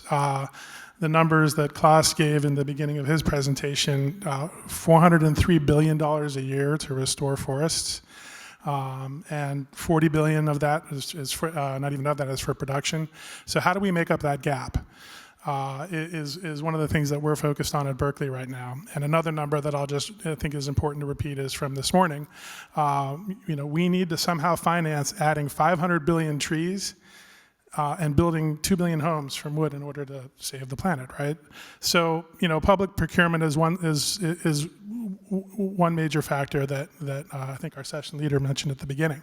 But really, when we focus on risk management, we focus on insurers and also reinsurers. And it's becoming increasingly apparent that the future is becoming uninsurable. Which is a scary thought. Reinsurers were on track to lose $145 billion in 2025. And there was a 10% chance that their losses would actually exceed $300 billion within the next 5 years. We're now into 2026. I don't have the final numbers on 2025. Wildfire is a major factor in these losses. In the US, the area burned increased 4 times since 1990, where we had about 800,000 acres burning in the 90s. It's now over 3.1 million. The wildfires in January of last year in Los Angeles, 31 deaths, 16,000 structures burned, and property losses estimated at $250 billion. So we would think that the insurance industry would be able to invest in forest restoration treatments. In fact, we have a paper from 2024 that's showing forest restoration treatments, thinning, prescribed burning, returns 600 or 700% ROI in terms of avoided losses. And furthermore, the California Department of Insurance found that about 30 to 40% of losses can be accounted for through forest management and fire behavior in their models, which is why some states are requiring insurers to report those things, but the insurance industry, they won't do it. And the reason is quite simple. As the former insurance commissioner for the state of California explained to me, the insurance industry is not in the risk mitigation business, they're in the risk transfer business. And so, no matter what incentives come into play, as long as they save more money by reducing their exposure, meaning not writing new policies or renewing policies in wildfire-prone areas, they won't write those policies. And so what we need to do is we need to figure out how do we de-risk the risk managers. And that's one of the reasons why, one of the things I think we need to focus on the most is how do we expand markets for woody biomass to change the math on that. There has to be some combination of, with forest restoration treatments giving you 6 to 7 times ROI, between that and risk and public subsidies similar to crop insurance for finding that sweet spot. That's the message I want to leave you with. I think I'm out of my 3 minutes already, right? That's the message I want to leave you with. Looking at the metrics for that, how do we create the system for metrics that the insurance companies can can forecast outcomes from ecosystems, knowing where to prioritize those investments. Otherwise, that's. I'll just end it there. Thank you very much, Rick. That is one element that is as important for small holders as it is for big holders. How does everybody that is in this business manage and mitigate risk, both for fire and other aspects? So one instrument that needs to be part of this discussion. That concludes 3 different stakeholder views. Now we will move from passive taking in information to active dialogue, to the interactive session, and the core of this afternoon session. We have a little less than 15 minutes by now for each of the 4 questions. We have 4 groups. You will remain in their groups and you will be asked 4 questions by 4 facilitators. And if I may, I would hand over the work to the facilitators. For each of the breakout group, we have Lisa Lena from Austria, who you have seen on the plenary already. Lisa, thank you for taking also that job with starting with that group. Then we have Nelson Grima from UFRO. This will be your facilitator for that group for the first part. Then we have Thais Linares from FAO. Thank you for helping facilitate, and Peter Meyer, the group. At this part, and actually then the facilitators will move while you can stay, so each of these 3 groups will have the pleasure to work with each of the facilitators in the next maybe 45 minutes. And then we have an online group. I hope this is still there. Martin Hosner from Bioeconomy Austria has kindly agreed to facilitate the online group, if it works. Okay, so we have lost the one online group for technical reasons. They have joined the other group. That would mean as you as you discuss in that group, at the end, each of the 4 facilitators, not 5 by now, so you have a little bit more time, each of the 4 groups will then report back to you a whole session plenary on the findings of the 4 different discussions that you will have, and then we will have the pleasure of the session chair to close the meeting. And with this, without further ado, I think I can hand over to the facilitators, and I hope you enjoy the discussion. Make it as lively as you can and as insightful as you can. And if it's getting too loud, I'll ring the bell. I will ring the bell anyway after some 10, 12 minutes. Let me do the calculation how much is left. 15:50, we should be out of here in 1 hour and 10 minutes, right? I think so. Well, facilitators, please get in position. The countdown starts. 3, 2, 1, now. Go ahead. We would now ask each of the facilitators to report back to you.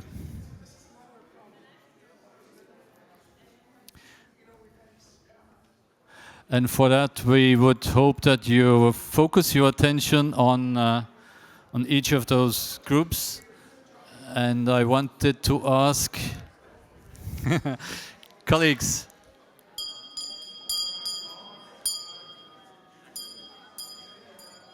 Are you ready? It's okay. Colleagues, let's focus our attention on the report back from group number 1, question number 1. I give the floor to Lisa. Please, if you can, in 2 minutes, that would be fantastic. Thank you, Please, Ewald. over to you. Can I have your attention, please? It's going on there. Wild discussions. Okay. Our question 1 was, which finance-related factors support the global development of a forest-based bioeconomy? Can you listen a bit? Thank you. Thank you. Okay, the first thing to share that the question was being questioned. Because we talk about global, but we also need to take into account local, national, regional, and it all makes a circle, you know, it all comes back also to a global level. Also, what is important to create value addition, also to have incentivizing policy mechanisms, removing legal framework barriers, or also regarding insurance, for example. We talked a lot about perception. That means also public perception on the use of wood, for example, but also to attract the attention of insurances, of banks, for example. That's very important, of course, and to create this understanding for long-term revenues that we have in the forest. Very important topic that we discussed a lot, concessions, user rights, tenure rights, to have a stable situation at hand so that the economy can be supported. Is that already enough? Okay, sorry. I have so much more to add. Yes, there is a lot more here. Yeah. I believe you will write this all up, or your team will write this all up, and we will all have it on paper. Of course, it's a hard ask in 2 minutes to summarize it will be included in the co-chair summary, and the session lead will have a lot more time in the plenary to say something about that. Yeah. Excellent. Thank you. Thank you very much, Lisa. Now, Mr. Grima, over to you. Maybe if you can come to the center here, so that each of the 2 sides of the room, or in front here, there is no camera, I guess. Over to you, 2 minutes. Thank you. Wilson. So obviously, I will not be able to repeat everything that was said. As you can see, there are many thoughts here. But in these 2 minutes, thank you. The question was, what are the main financial challenges hindering the development of a forest-based bioeconomy, both globally and regionally? And to answer this question, there were many thoughts, but I can more or less summarize them in a few different groups. One group is that forests are an expensive upfront investment that takes a very long term to give return.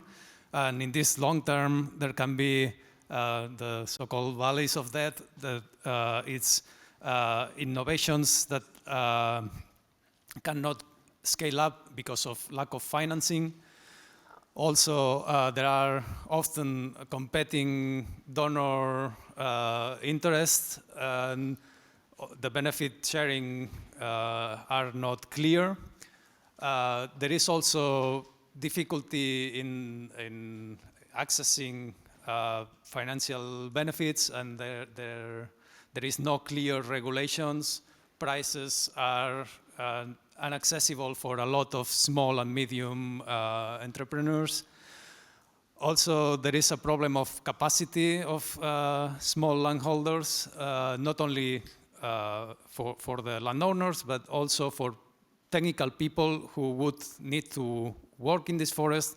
There have been also several comments involving the lack of clarity, lack of transparency, lack of trust.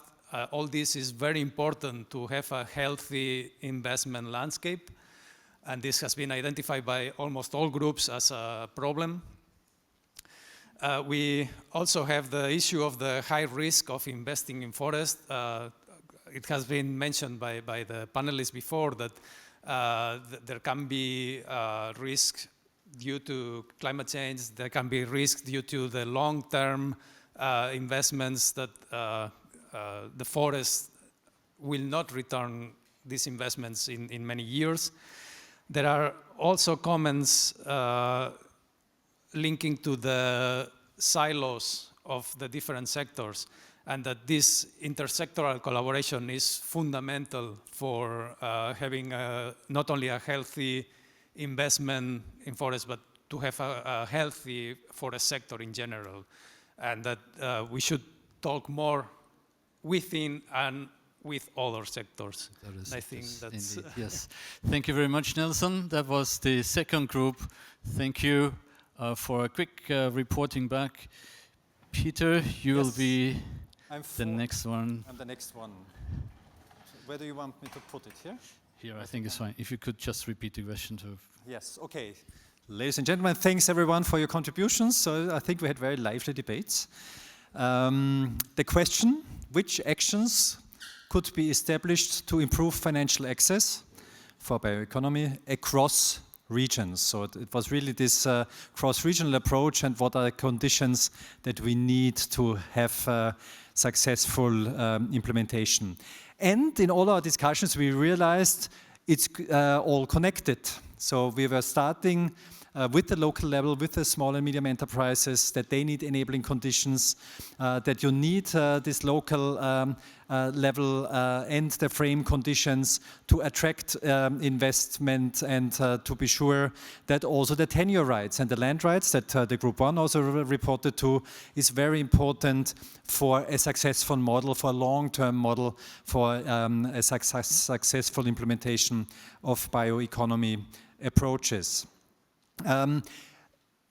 Moving further, it became clear that then at the national level, of course, you need good policies, and you need also institutions that are able to enforce these policies.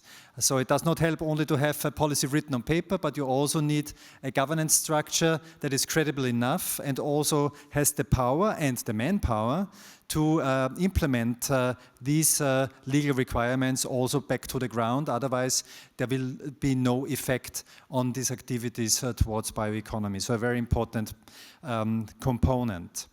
We've been also talking about awareness programs, education from school children to bigger awareness programs, so that the sustainability aspect and cutting trees is not something that is seen as being very bad to the environment, but something that is important also for society as such, and that it's replanted, and that it's an very important component of bioeconomy. So awareness programs, education has also been one of these frame conditions that is needed. And procurement regulation and policies also more on the national level to ensure that there are incentives also for public procurement, but also then have incentives for private investors. And finally, then on the regional level, you see I'm building this up from the local to the regional. On the regional level, we had the Congo Basin Partnership as one of those examples where different actors came together because they shared the same interest, where investors were interested in being part of that, where policy was interested in framing something for a region because there was a common goal and also a common stable framework how to implement that. And I think that could be one of those examples how it can be done in regions. Although each region is different, we all know that, and conditions are different, but it's always good to have one example. And then we had, of course, examples of FAO, global platforms. ITTO is working in regions. So I think there are existing platforms that we also can showcase and build on for cross-regional activities in bioeconomy. Thank you. Excellent. Thank you, Peter. Thank you. Thank you very much. It's very nice to see how this is anchored and needs to be anchored in the local realities, and then you can build it up. So we build up to the last presentation of the third question. Thais, if you manage in 2 minutes, maybe you can repeat the question to just remind us what the topic was. Thank you, Leopold. And as you can see, we had a very fruitful discussion across all the groups. And what we're doing here in 2 minutes is just to get to the points which were repeated in the many groups and also that were in addition to what we heard in the keynote presentation and stakeholders' views. So the very first one is about the importance of creating tailored financial products such as microfinance for communities, green credit lines for SMEs, but also to create platforms dedicated to this public, to SMEs and smallholders that facilitate their access to markets and disseminating information on successful business models for smallholders and SMEs. All the groups, they reflect that if it's not financially feasible, it's very difficult to also to keep these producers, in particular the smallholders, engaged into forestry and the bioeconomy. The second cluster of suggestions was related to the need to align policy regulation and market-based mechanisms that reflects bioeconomy and environmental value. For instance, creating some sort of bioeconomy certificates that could be traded in domestic markets.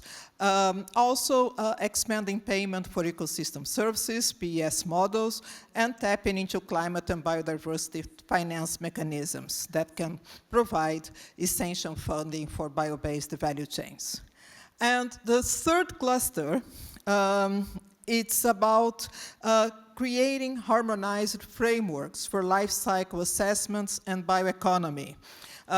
It was discussed that one of the issues that prevents finance flowing for to bioeconomy is the fact that we don't have good metrics, actually don't have agreed metrics, and we don't have common frameworks that the financial institutions, governments, etc. can adopt. So this would be a very important measure that we develop these harmonized frameworks and that those are adopted by international finance and development organizations. So those are our 3 topics. This is just a summary. There are much more here about blended finance, public-private community partnerships, the importance of regulation and policy to really steer finance. But those are the 3 points that we selected as an addition to what we heard in the keynote presentations and discussions. Thank you. Thank you so much, Thais. Thank you very much.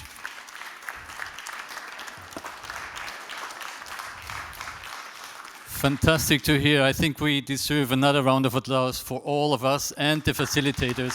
Thank you. Thank you for your great job.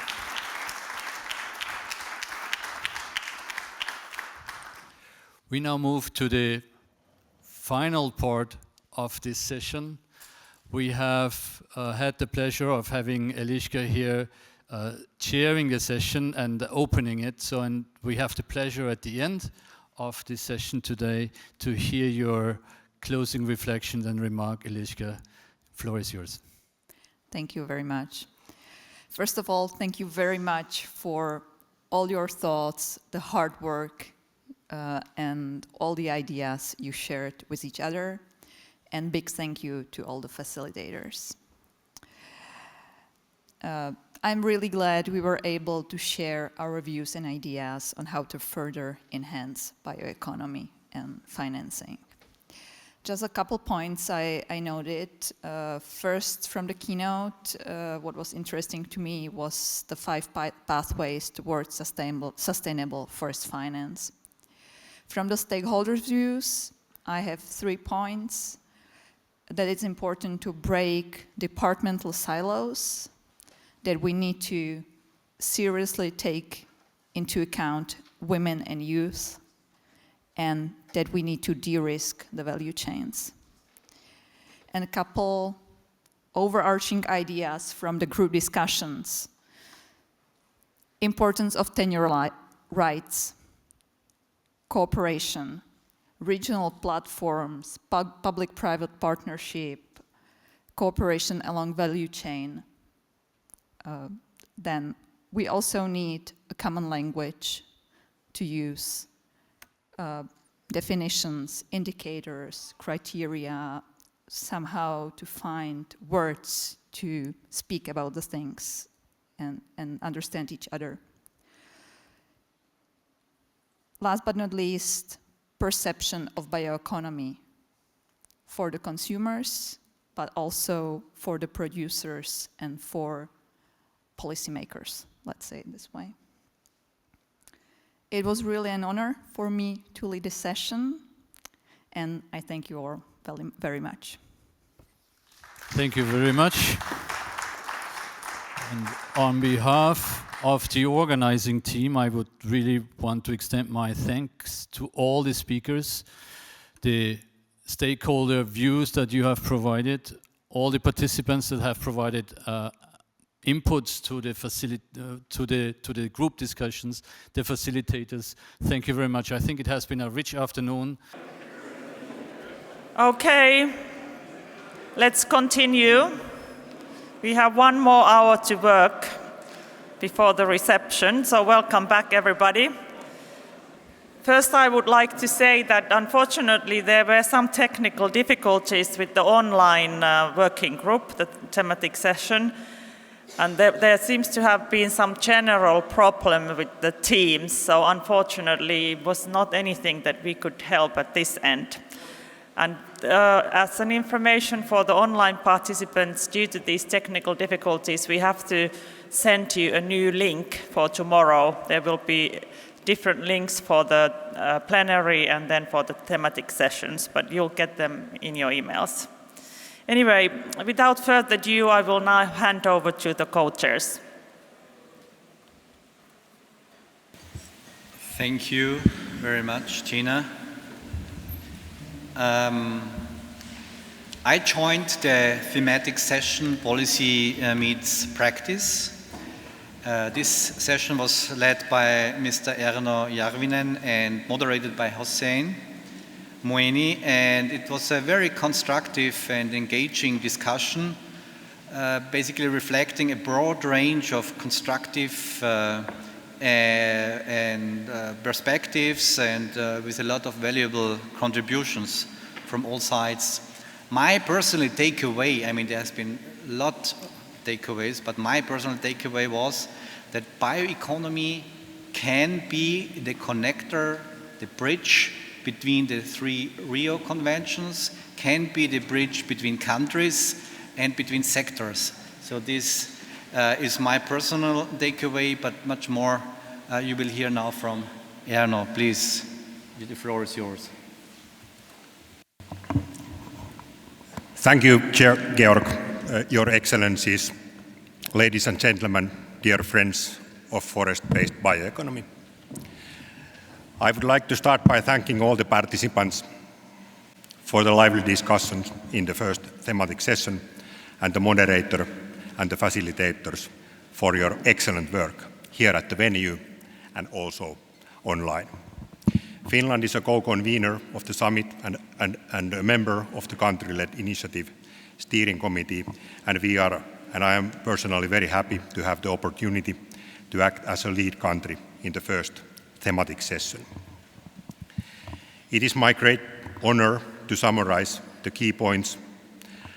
As in the other thematic session, at the 5.1 Policy Meet Practice, we worked around four guiding questions, which in forest-based bioeconomy relate to success factors, barriers that exist, measures, and actions.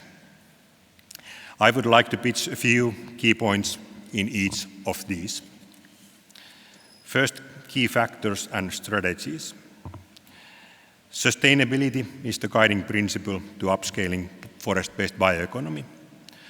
Approaches taking into account all dimensions of sustainability.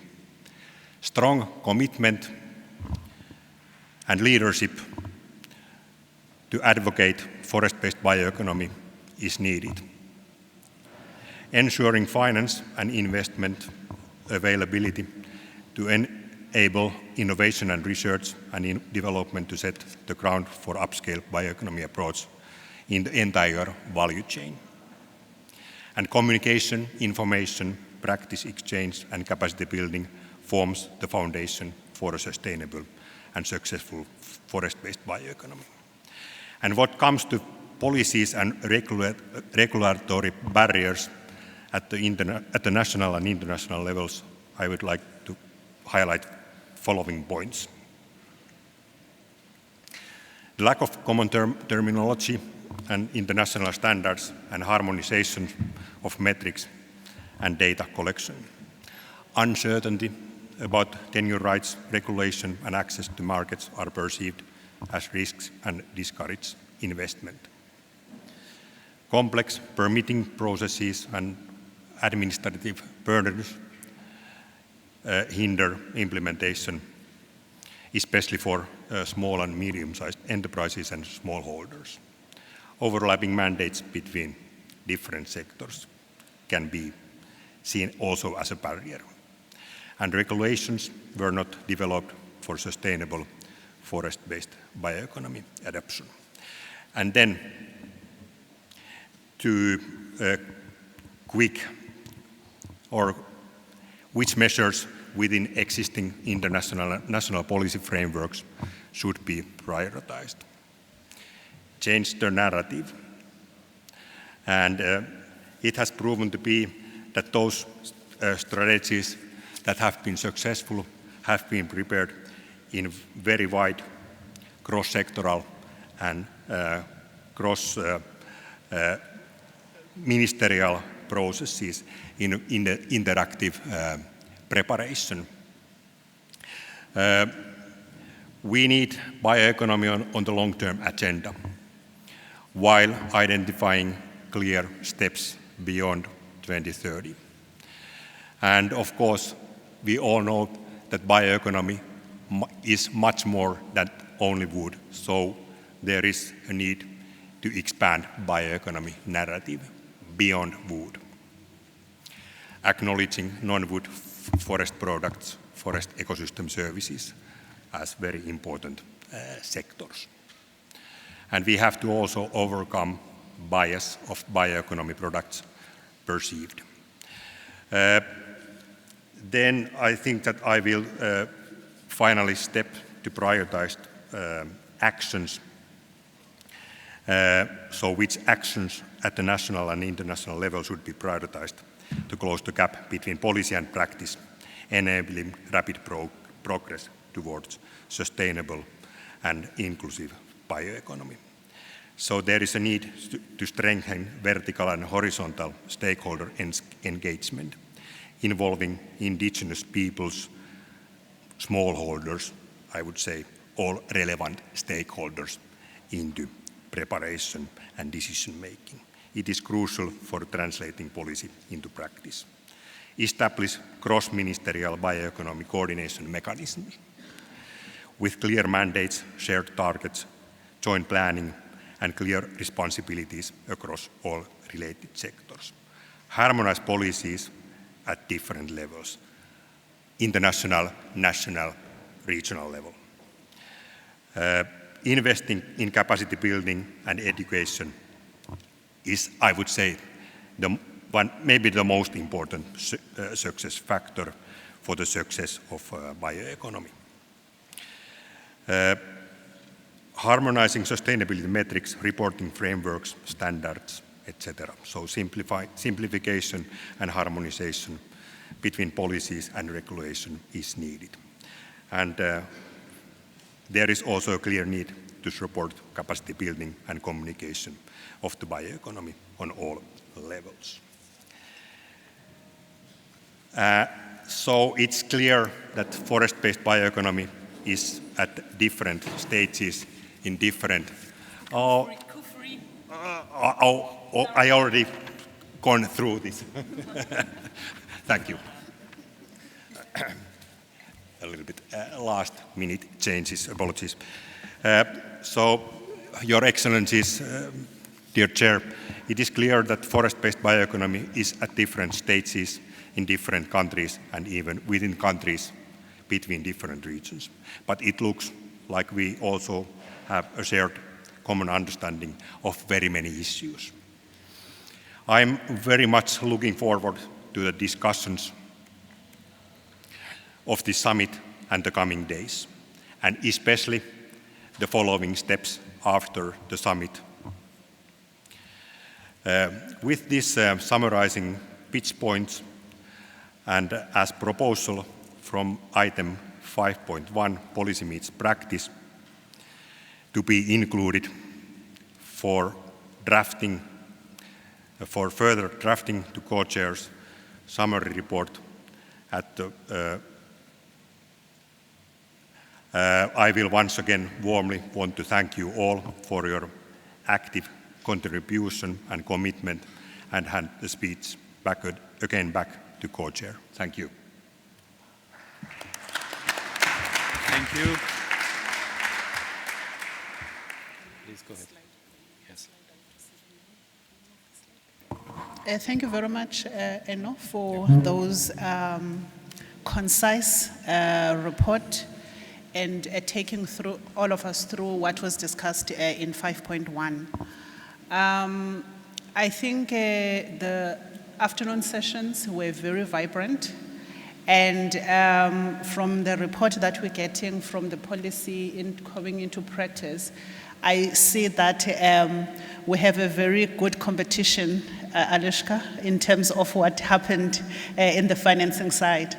So I think from my side, looking at the work that we did under the theme of sourcing wealth and financing opportunities, we looked at a number of issues, but I think what is key and possibly what overlaps is the identification of the issues of land tenure rights. They come up under under the policy side, but they are also important on the financing side. And I think maybe without taking much from what you will say, let me hand over to you, and then you can give us an idea of what was discussed in the other session. Thank you. Thank you, Madam Chair. Big thank you from my side also to all the participants for sharing your opinions and ideas, and to the facilitators for leading us through the discussion and later summarizing the group discussion in a very short time. So let me now build on their work and share with you key points of our lively session on sourcing wealth and financing opportunities. It was structured around 4 questions, so I will go one by one until we reach the fourth one. First topic dealt with finance-related factors to support the global development of a forest-based bioeconomy. The main ideas were that domestic private finance remains the largest funding source for a forest-based bioeconomy, supported by secure resource availability, scientific evidence, positive public perception of wood, and improved access to markets and information platforms, together with modernized legal frameworks, clear indicators, certification, and natural capital accounting. These measures build a convincing business case, reduce risks, and help investors understand long-term revenues and the true cost of sustainable forestry. Positive examples such as green bonds and blended finance instruments can be expanded through value-added mechanisms, biotokens, low-barrier carbon accounting, incentive policies, and simple public participation tools, ensuring that sustainable forestry and agroforestry attract a broader range of investors while facilitating microfinance and easy access to bio-based value chains. Public-private partnerships play a crucial role in de-risking long-term forest investments, such as afforestation and sustainable harvesting, by improving land ownership structures, as was already mentioned, reducing regulatory and financial risk, and enabling broad participation from smallholders and communities. This is achieved through mechanisms that simplify access to market, remove or modernize legal and insurance barriers, and support a forest-based bioeconomy grounded in equitable opportunities and long-term value for standing forests. Second topic was on financial challenges that hinder development of forest-based bioeconomy. The answers to this question were really simple. First is access to affordable finance, in particular limited for SMEs in the forestry sector.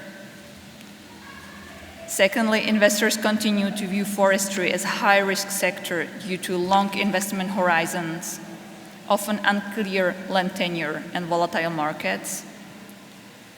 And the last one is communication, lack of inter- and intra-sectoral communication, and we see there is a strong need for cooperation.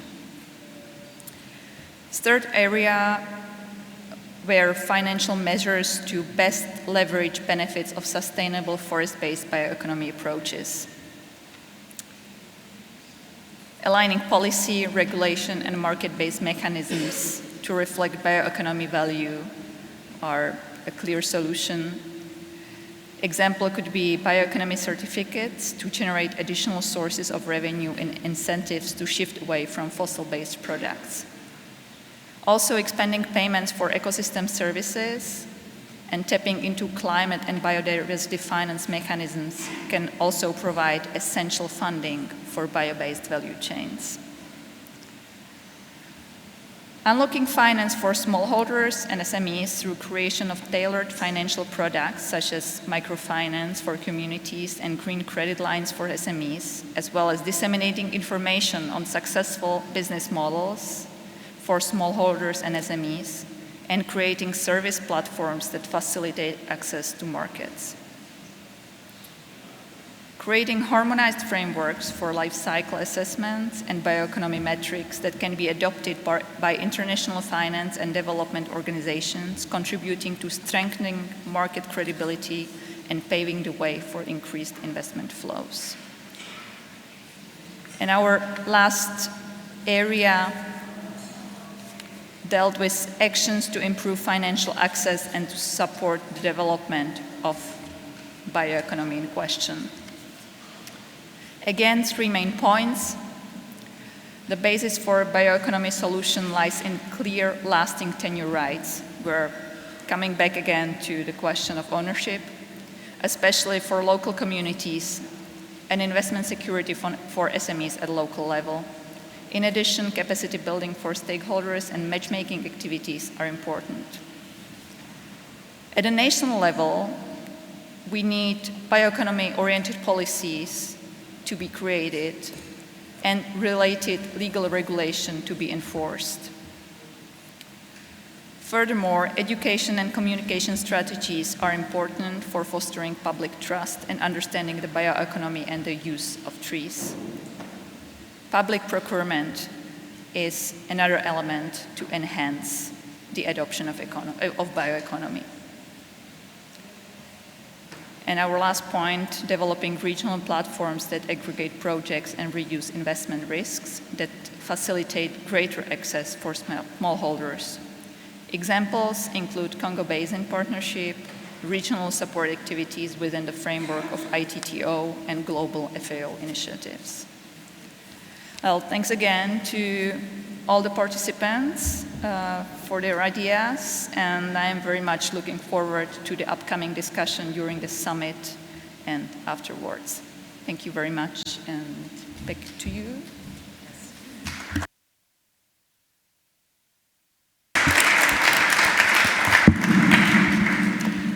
Thank you very much, Eloshka, and thank you very much to Eno as well for the report back. Now we will open up for just for a few minutes for some discussion. If there's anything that maybe the colleagues that were in the policy meets practice would want to add on the colleagues that were dealing with financing or vice versa, or there's an agent or a matter that you think should have been covered that is not fully covered. So we'll just open up for discussion. If you can just maybe lift your flag so that we can be able to identify you. The floor is open.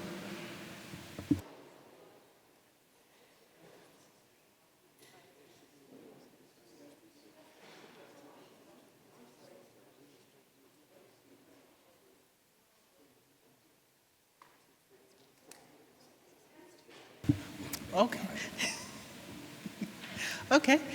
It seems the colleagues are happy with the discussion, and it seems that all the issues that have been pointed out by the session leads have been captured very well.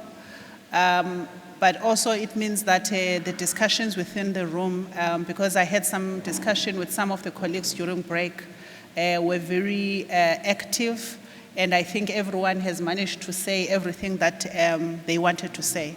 I don't know, Co-Chair, if you have anything that you want to add? Yes, indeed. Thank you very much for your contributions. You have been very diligently working, and with all your valuable input, we definitely enrich our co-chair summary. And I see that you're worn out and you have said already everything what you wanted to say for today. And what's left is to invite you to the reception of our minister. You deserve it. You deserve good food. You deserve good wine. You deserve good music. And we are happy to provide it to you. So stay with us. You will get a nice dinner, experience with Austrian food, and enjoy the evening. And please come back tomorrow and also be as engaging as you have been today. Thank you very much from my side.